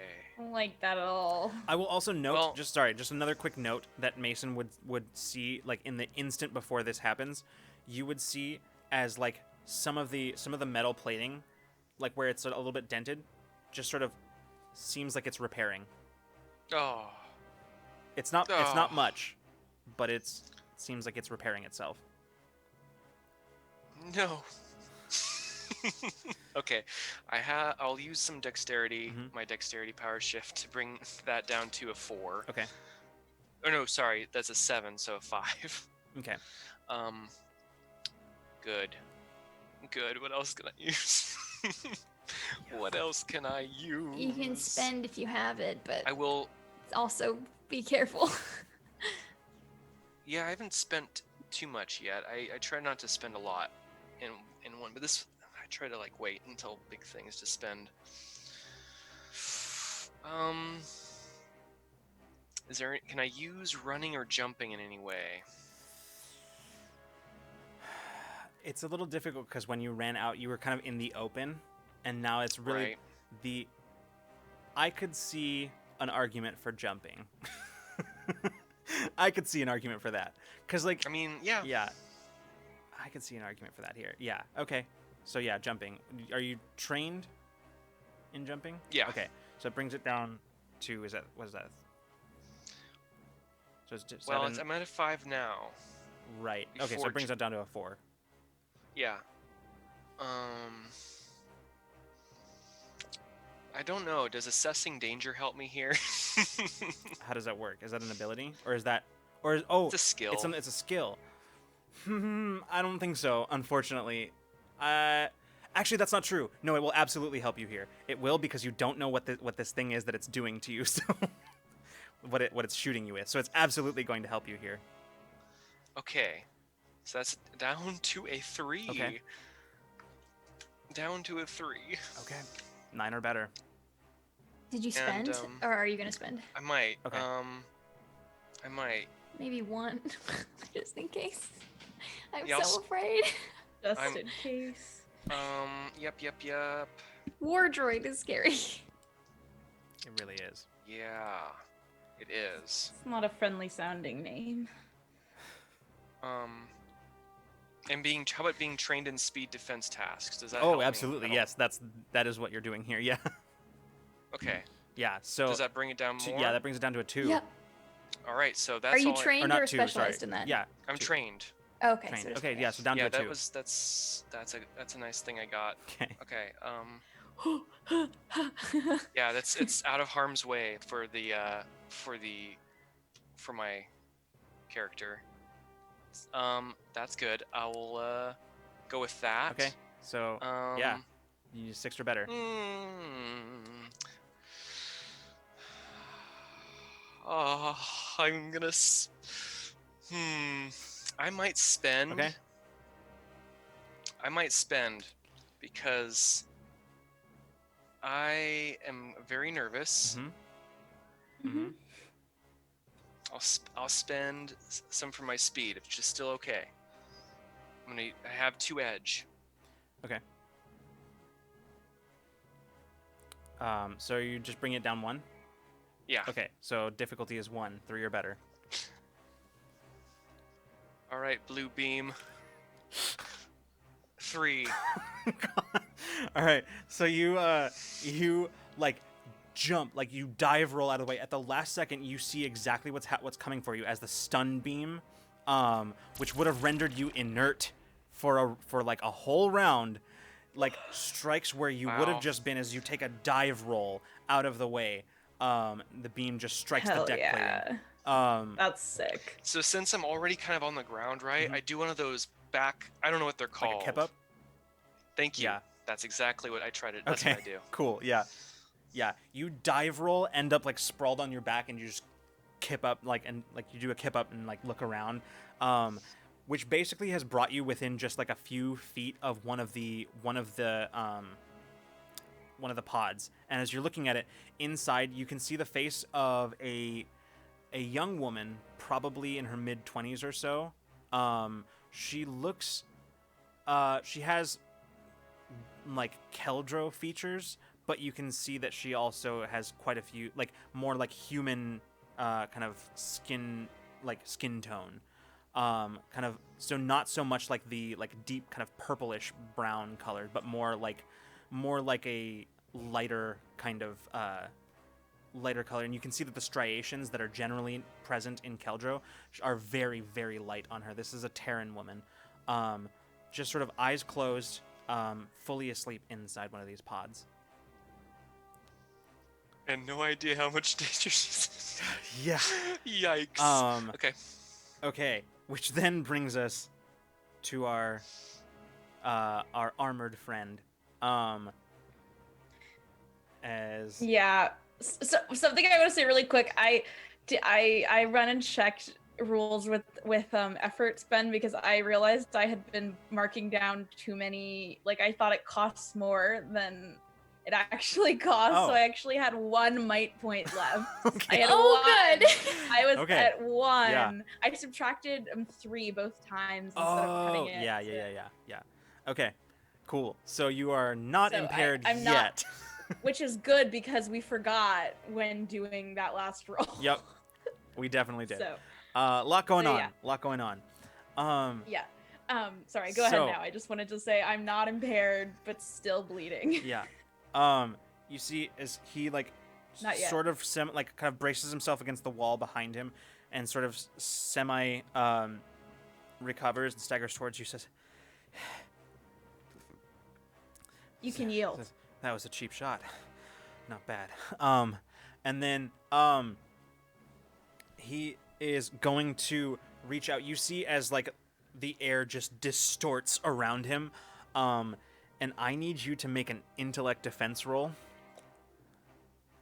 The difficulty on this is going to be... Am I looking in the right spot? The difficulty on this... Jesus, okay. Difficulty on this one is going to be 7. Okay. I don't know exactly what help here, so I'm just gonna read a lot of my Sure. abilities to see what would help. I suspect that you are trained in intellect defense. I vaguely remember that this is the case, somehow. Well, Yeah, I'm sometimes speakers have a lot of intellect based. I don't have that written down anywhere, but I do have I don't have that specifically written down. I am resistant to like charms and like mental influence. Okay. So that could kind of count. I will say it will help a little. It won't affect what happens, but it will affect the roll. So you can treat that as an asset here. Okay, so it'll lower the difficulty. Mm-hmm. That's all I am wanting here. Yeah. Sorry, my camera is slipping as this is happening, and Oh, that's no. it's not a good time. Stay put, buddy. So sorry if this camera's out of whack right now. Bigger fish to fry. Okay, so down to 6. And then I have I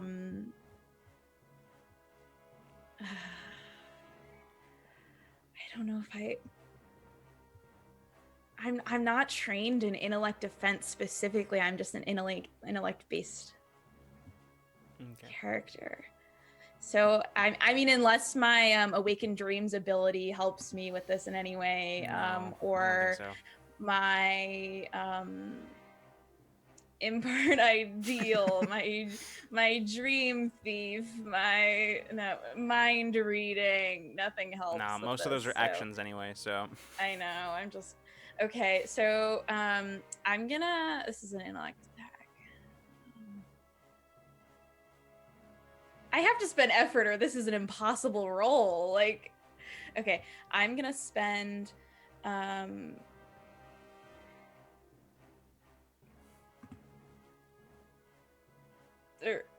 gonna spend 3 levels of effort. Okay. All right. So that brings it down to a difficulty of 3. So it's 9 or better on this one. Wait, you also have an asset here a little bit because of Zaya. Yeah, so it's So it's actually difficulty 2. right now. Okay. Cool. I'm good with that. Okay. Okay, 6 or better. Thank God for my edge.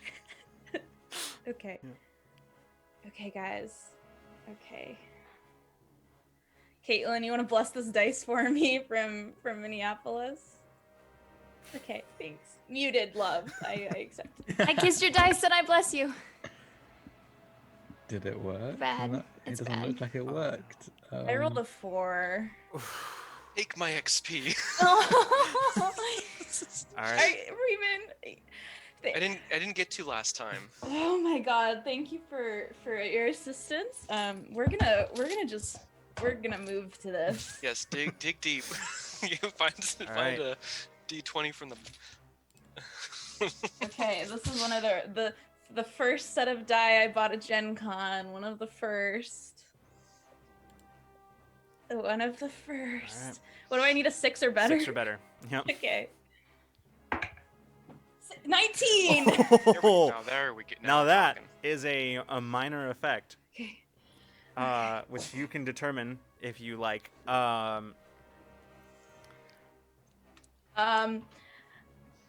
I kind of feel him like trying to kind of reach into my head, I'm going to kind of immediately like kind of he basically feels like a door shutting, like a very cold draft. And I really want to make, because I have a power shift in this, could I make like physical wind like out of a dream? Like could I conjure it and make him like physically blown back? You can do. I think you can do Like like just stuns? You can do like not stun. I could be- on a minor effect. You can't. This is a minor effect. You can daze him with it. Yeah, okay. And that'll basically like make him like perform most of his tasks at a difficulty like a step down. So Yeah, I basically want to be like reaching into my mind and just be like, you are not invited. And then just like being like this cold burst of essentially air. how this plays out kind is, of like he's falling into space. yeah, the way this plays out kind of is that you can see as he like the air just sort of distorts around his head, and there's just this ripple that it isn't physically visible. In fact, it's probably not even physical at all. But you, Peach, can feel it, and you can feel it coming. And in that moment, you just sort of you like raise sort of a psychic shield around your mind, with it just more like a psychic wave break that just sort of like as this this onslaught hits you, it just shatters around you, and you push back. You take that same sort of psychic energy that you'd built up, and you push it back in the form of this chill wind, and that catches him, and you can see that it takes him by surprise. It's not real, it's not physical, it's just as psychic as what he just did, but it is just as effective as he takes a step back, and you can see very slightly off balance. Two adversaries frown at each other really hard, and then one of them falls a little bit. Yeah. I hope the draft doesn't give you a cold. All right. Which now brings us to. I'm just imagining Peach saying that as Zaya's like standing there like aiming a gun. Like what the At this point, fuck is happening? Zaya has taken advantage of the distraction that you have there, and is going, okay, just like tinkering with stuff underneath the console. Which now brings us to everybody else. That's Peach, Bina, Mason. You get to decide who goes. You're Wait, still muted. Caitlin. Fuck. I keep forgetting. Sorry, everybody. You guys have more pressing things to resolve, so go for it. I'm the only one not in combat, so Okay. please feel free to go for it. Peach, Mason, who's going? Ooh. I'm good with either. Okay. Okay, I'll go. All right. Yeah, you. So Mason, as you've just narrowly avoided a stun beam from this war droid, having also witnessed this thing starting to repair itself, you know that somewhere your teammates are working on something. But right now, that doesn't matter. You're right here in the middle of things, in the heat of the moment, and the thing that has been made very clear to you in the last few seconds is that this is not that you are not going to win this in a head-to-head fight with this thing. So with that knowledge, it is your turn. What would you like to do?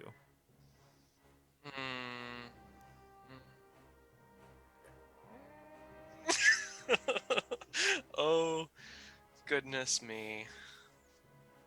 Okay. Because that's literally where I am, is head to head with it. Yeah. And what I want to do... Okay. So what I should do is what I'm going to do. I should retreat, but not back where I came from. What does it look like on the other side of the opposite side of where my friends are? The opposite way is another corridor, but this one, instead of continuing onwards like the one that you came from, actually just almost like it goes for about 10 feet and then immediately goes around a corner. Okay, I'm going to run That direction? away. Mhm. Okay. I look at the cylinder, the big thing that the person's locked in, and I say, I'll be right back. Don't go anywhere. And I Okay. try to dart away. Sounds good. Go ahead and make another speed roll. The difficulty... Actually, I don't think I'm going to make you do that, because in this instance, I don't think I'm going to make you make a roll for this. I think you're just going to run. Because in this instance, your purpose here isn't like the other one to like rush past the thing. Now you're on the other side of it and you're just running. So I think... Yeah, I'm not going to make you roll for this one. You just book it down the hallway, like as fast as you can, just rushing down the corridor. I will throw a few shots back, though, to keep it, distracted the best I can. Sure. If you want, you can go ahead and make an attack roll. Okay. Difficulty still 6. Since I'm not trying to do damage, can I just... Yeah. I'm not trying to do damage, I'm just trying to distract it at this point. Okay, fair enough. In that case, what I'm gonna do, I'm still gonna have you make a roll, because you want to make sure that you're not absolutely. hitting things you don't want to hit, but the difficulty is a lot lower, because you're not aiming at the war droid. So I think in this instance, the difficulty is probably going to just be 4. Okay, I definitely don't want to hit things that I'm not intending to at this point. That would be not good. So I will use my trained in medium and light Okay, weapons. down to 3. And then I will... is it dexterity? Can I use that? The power Yeah, shift? actually, I'll say dexterity, that you think? absolutely fits here, because here, what you're trying to do is, you're not trying to hit anything specifically, so this has nothing to do with aiming. You're just trying to, like, you're not trying to aim to hit something, you're trying to aim to not hit stuff. So, like, You're just like aiming everywhere else. Yeah. Is like the, so I think that... Like above its head yeah, or whatever, Sure, Okay, yeah, so yeah. So, I'm down to 1, yeah, I think that's... 1, brings yeah. you down to 1. 4. I rolled a 4. Okay. So yeah, Man. you fire in like Oh, a it's so perfectly close. coordinated, Oh, like So close. firing, just sort of kind of suppressive fire, more like drawing attention, making yourself like obvious as a threat to this thing, kind of exploiting its programming in a way by just like... Yeah, I'm just... Yeah. We could have been friends! Pew, pew! You rush down to the edge and are quickly able to dive around the corner of this thing. You can hear behind you the sound of it now beginning to move, following down the hallway towards you. I'm gonna have some bad dreams tonight. Behind you, there is like Patch looks at Olam and Abriel and stands up and says, "It appears to be occupied." And then Patch looks around in the room and says, "This may be the opportune time to stage a rescue." And then Patch like rushes towards one of the pods. Abriel and Olam like right on their heels. Olam, however, instead of Olam is going to look at the war droid that is currently in pursuit of Mason, turns to like the nearest pod, and then just says, okay, stand back, and then just takes his onslaught and just slams it against like the pod, and the opening of the pod just goes, just flies off, just getting like bent and crumpled. If any of the Good morning. if any of the original my crew God. of Awakener had been there, they would recognize this as seemingly the same thing he did to a maintenance hatch early on, just sort of crumpling the thing. It's just sort of into just this hulk of metal that just clangs onto the ground. Inside, there is a human man, probably, God, I want to say he's probably in his early 20s, who with just sort of like straight dark hair, kind of almond eyes as he's just which sort of flutter open as he looks around. He just coughs. He's what's going on? What? Abriel says, "No time to talk. Out now," and pulls him out. Which will then bring us to Peach. I think it's your turn if you want to go, Peach or Bina. Yeah, I can go ahead and go. Take it away. So, I have so if I use a single level of effort for a roll, and I have edge, like 3 edge in intellect, would that would just be a free level, right? It's a free level of effort. It eats yes. up that level. Okay, of effort. that's what I thought. Okay, I'm gonna go ahead and taking advantage that he's kind of stunned. So, go ahead. Sorry, continue. Yeah, sorry. What were you gonna say? No, though? mine's more Were you pertinent. Is maybe not even pertinent. So I need because I need to know what you're Okay, doing. So yeah.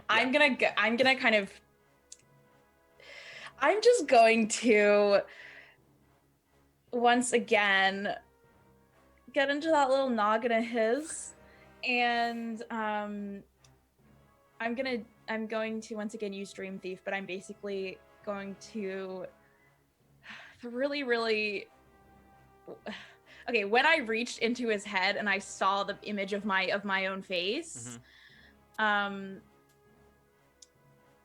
basically want, oh damn it, never mind. Okay, that won't work. I wanted him to see his own face with mine on it. Like I wanted him to like see that image that I saw like reflected back to like scare him, like his fully armored self, like kind of as a projection like in the room. Okay. Yeah. Just yeah. Okay. Then that. But also I just want to do the damage. Right. Yeah, I got that. I figured that out. Yeah. Okay. So what I was gonna say is that you have.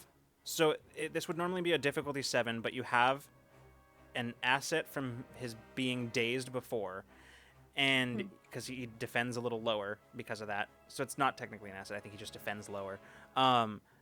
And also, you have your free level of effort that you basically just got. So it's a difficulty 5 right now is where you're sitting at. Yeah.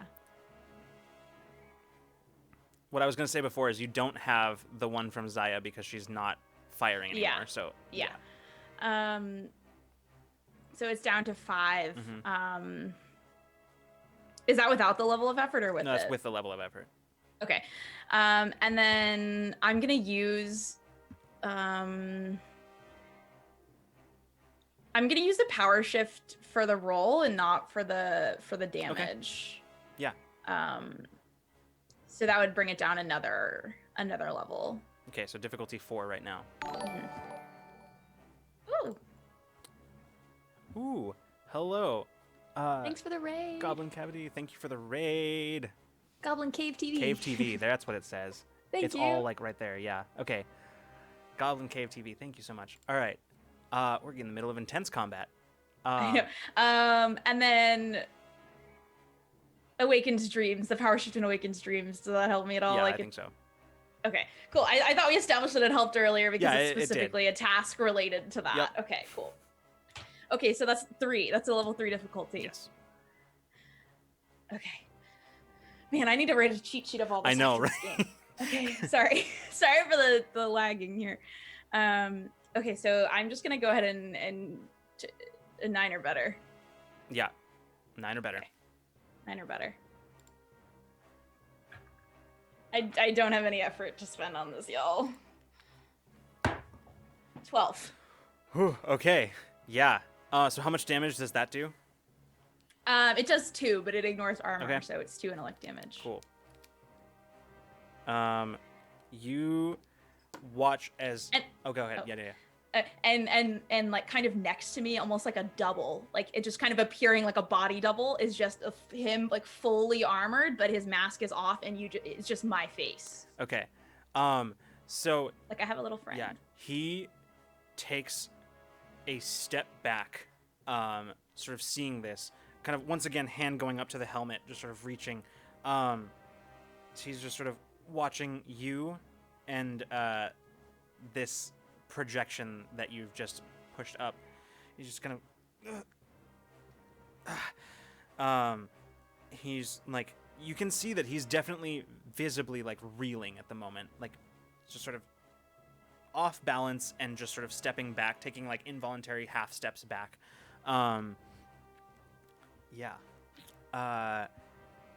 You let's see, Bina, you got something? Let's take some shit apart. Okay. All right. So as you, at the beginning of your turn, you basically reach the like the actual physical engine. Is it like raised? Can I get like underneath it? Can I get in it? It's not. It's actually the opposite. It's sort of sunk into okay. the deck a bit. Yeah. Is there like a track around it underneath, like down lower? Is there a Yeah. place I can get out of direct line of sight? Probably. Yeah. Yeah. Definitely there Okay. is. So yeah, just kind of skirting. it. Ideally, I'd be like, that would be where I would end my movement, but you let me know if that's Sure. possible. Yeah. I think that's fine. Yeah, you can do that. All right, I want to start taking things up, like strategically disabling this engine. I know these things inside and out. I can take them apart in my sleep. I would like to pull the pieces, and hopefully I've softened it up with what I've done with the computers earlier, and I would like to just start dismantling whatever I need to do to get this stop this whole ship. Okay. This is gonna be an intellect roll. The difficulty on this one is going to be 5. What you got? All right. Do I okay, so I have asset to dealings with this ship in particular. Yes. You have your tools as well. My tools, which means my speed, or however long this is going to take, it's going to take half that. Mechanic. Mm-hmm. Yep. And 1.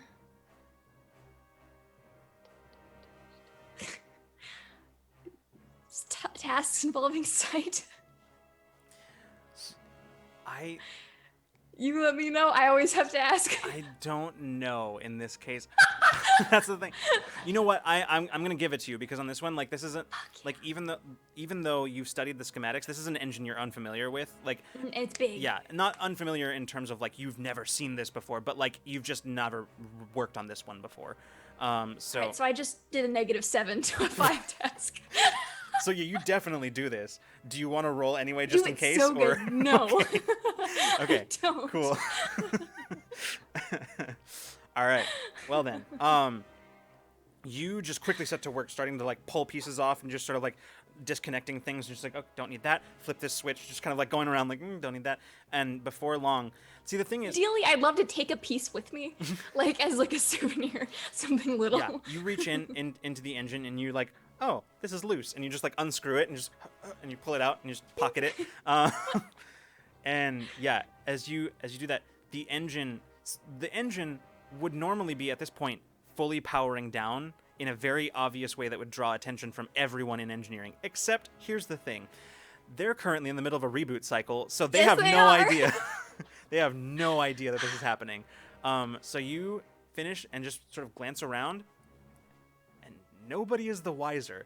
Bina, you just single-handedly like put this ship out of commission, and nobody is the wiser. We are dead in the water, folks. Thank That's what she says over the comms. Yeah. I think she sounds a little bit like she feels a little bad about it, but like she's also excited about the fact that she just did that. That's why they call you Bina Obu. Okay. All right. And I can't move. I don't have a movement action. At the So end, that I'm here. At the end of this round, Zaya, like, just says, "Fuck it," and just like rips a handful of wires out, and the alarm that has been going just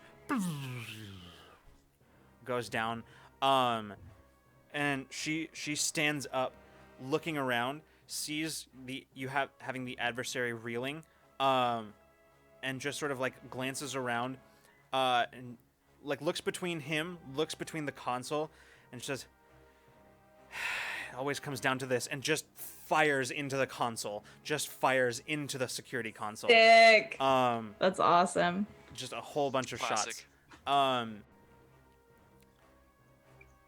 So here's basically what happens.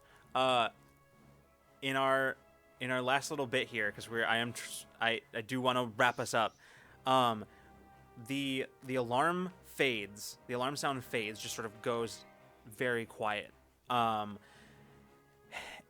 In this moment here, I'm gonna pull us briefly out of the initiative here, because as this is happening, Mason, you are standing, looking around, kind of standing around the corner as the approaching footsteps of the security mech are getting closer and closer. And as they do, you can hear the alarm still blaring around you as this thing approaches. As you hear it approaching the corner, right where you are, you see as it turns around the corner and just turns and looks at you. And just as it does that, you just hear security protocols disengaged, and it just starts folding itself back up, as it just sort of is now basically just once again a condensed hunk of metal on the ground, probably only about 5 feet across, or 5 feet long, maybe like 3 feet across, as it just sort of, and you watch the light in the center of it just goes dark. Yeah, you take a deep breath and you just sort of stand up. In the meantime, Peach, as you hear the shots behind you as Zaya fires into the console, just like it startles you and you glance around and just like for like a second, and then you look back, and as you look back, you just see his form disappearing through the door, as he like retreats out into the hallway. So can I try, because I've been so tightly engaged with him, as he's running out, can I attempt to I want to attempt to knock him out. Like I want to attempt to like just put him down, like dream-wise. Like, can it be a reaction? Like if he's running past me? Or if I can't do that, can I like sorry, go ahead. I'm gonna say in this, Can I do anything to stop him?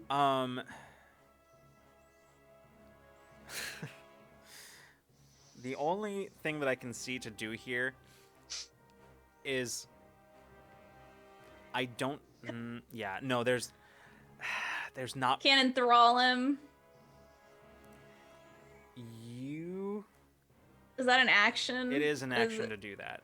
I don't think there's anything really that you can do here in this instance. Everything just kind of happens quickly. Okay, that's fair. Yeah. So he goes disappearing through the. Basically, this is how this plays out. You turn back around and he's disappearing through the door, and you take a step to follow, and this is where it starts to hit you just how much that's actually took out of you, because you take a step and it's like the ground buckles under you, where like your legs just sort of collapse as you like fall into the ground, like just to your knees, and you kind of stand there, and you just hear Zaya behind you, just like, whoa, whoa, whoa, whoa, steady there, princess. She picks you up. And just kind of hooks an arm under you. And Aya, can you go shoot him? She says, just incapacitate. She like says, 1 second. She like sort of leans out the doorway and looks. I'm fine. Looks both ways. She says, he's not there. I don't know where he went, but he's fast. She says, come on, let's get you somewhere else. Our job's done. Let's go. And she starts basically like supporting you like pulls one of your arms over her neck and just starts kind of supporting you, like walking along. Thanks, Saya. Yeah. And she, before you leave the room, she leans down and picks up the electroblade and which is still active, and hands it to you. She says, "You're probably gonna need this." And the two of you continue. Everybody take a recovery action if you need one. You should Yeah, recovery. definitely plan to do that. It's a d6 plus your Tier. Yep. tier, That's right? tier. Yep. Okay. And can we do that now, Yeah. or would you like us? Okay. You can. Yeah. We are currently out of the initiative. That's not the one. That's not what I wanted. I wanted this. And I have healing. That's right. Power shift and healing. So Taeon, you find yourself just basically blinking down expanses of the corridors, just running for a few feet, then just vanishing, reappearing several hundred feet away, and continuing to run. You kind of stop for a moment to catch your breath and get your bearings.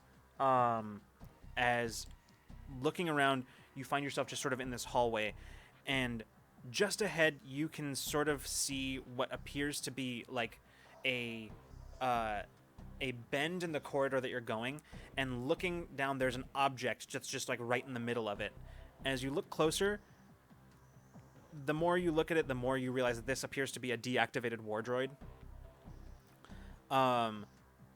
And you blink the next distance, and which basically brings you to the point where you're facing into the sort of larger room, and you can see where Mason and Olam and their group are together, like currently deactivating a bunch of these. Like Olam is basically standing at like the console right now that in trying to deactivate these containment pods.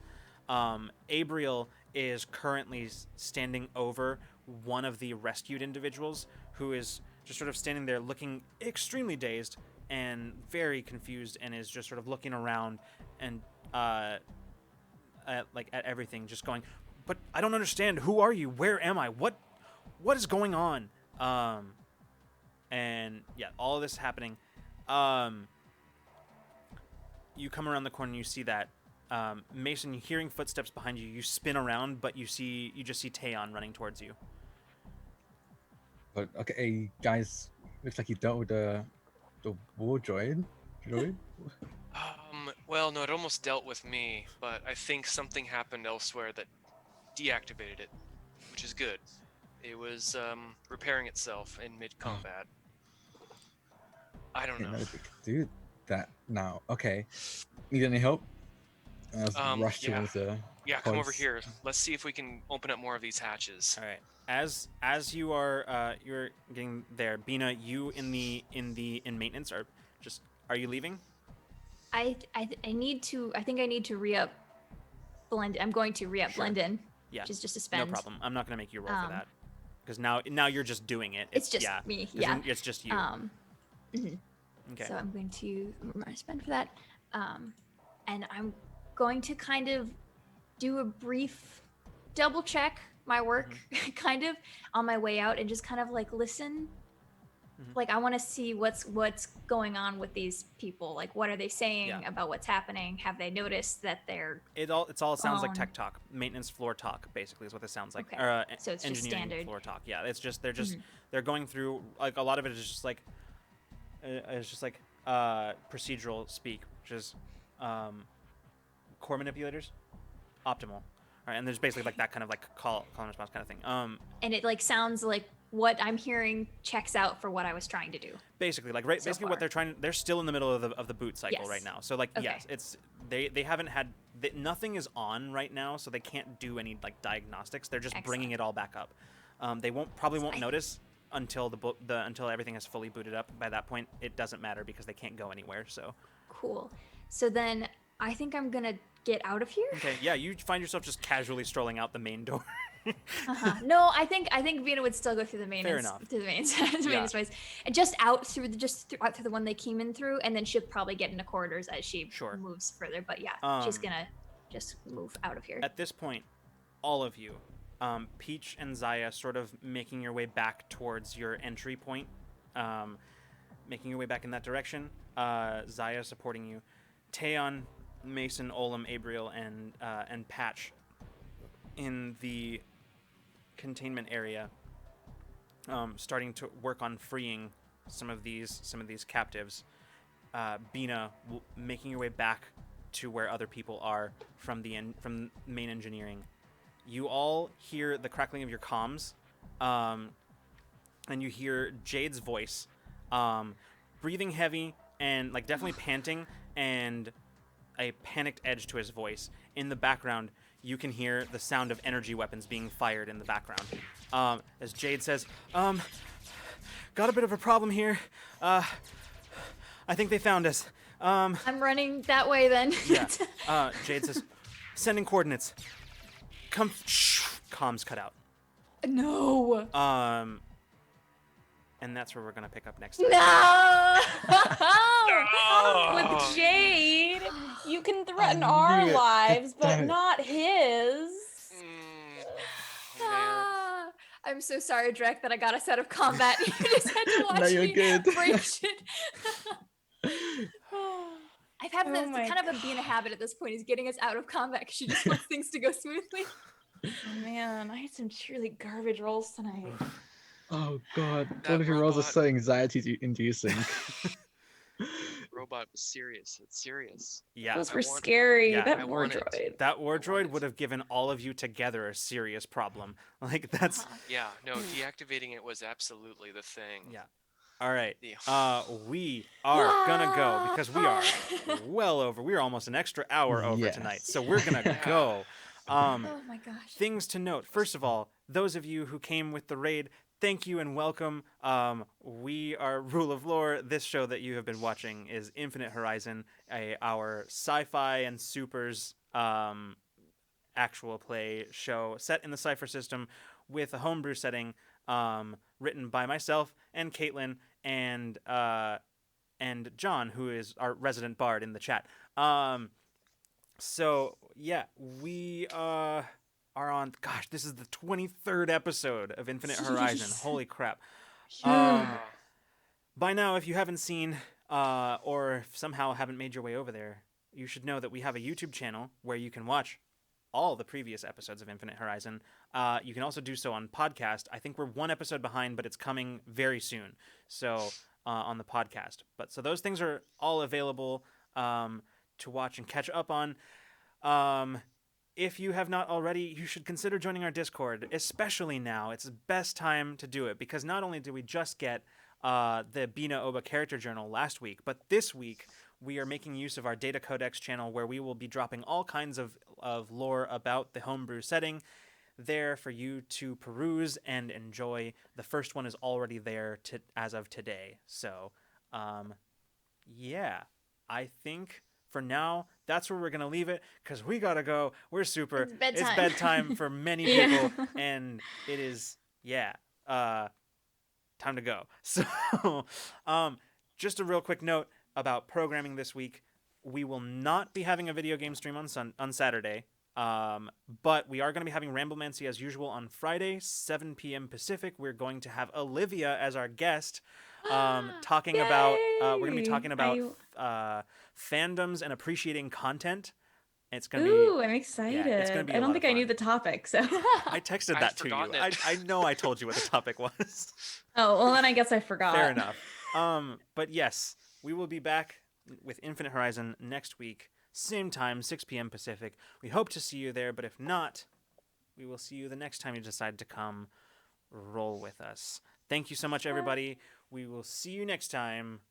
Good night and Thanks good for zone. joining us. Bye. Thanks for hanging out so long.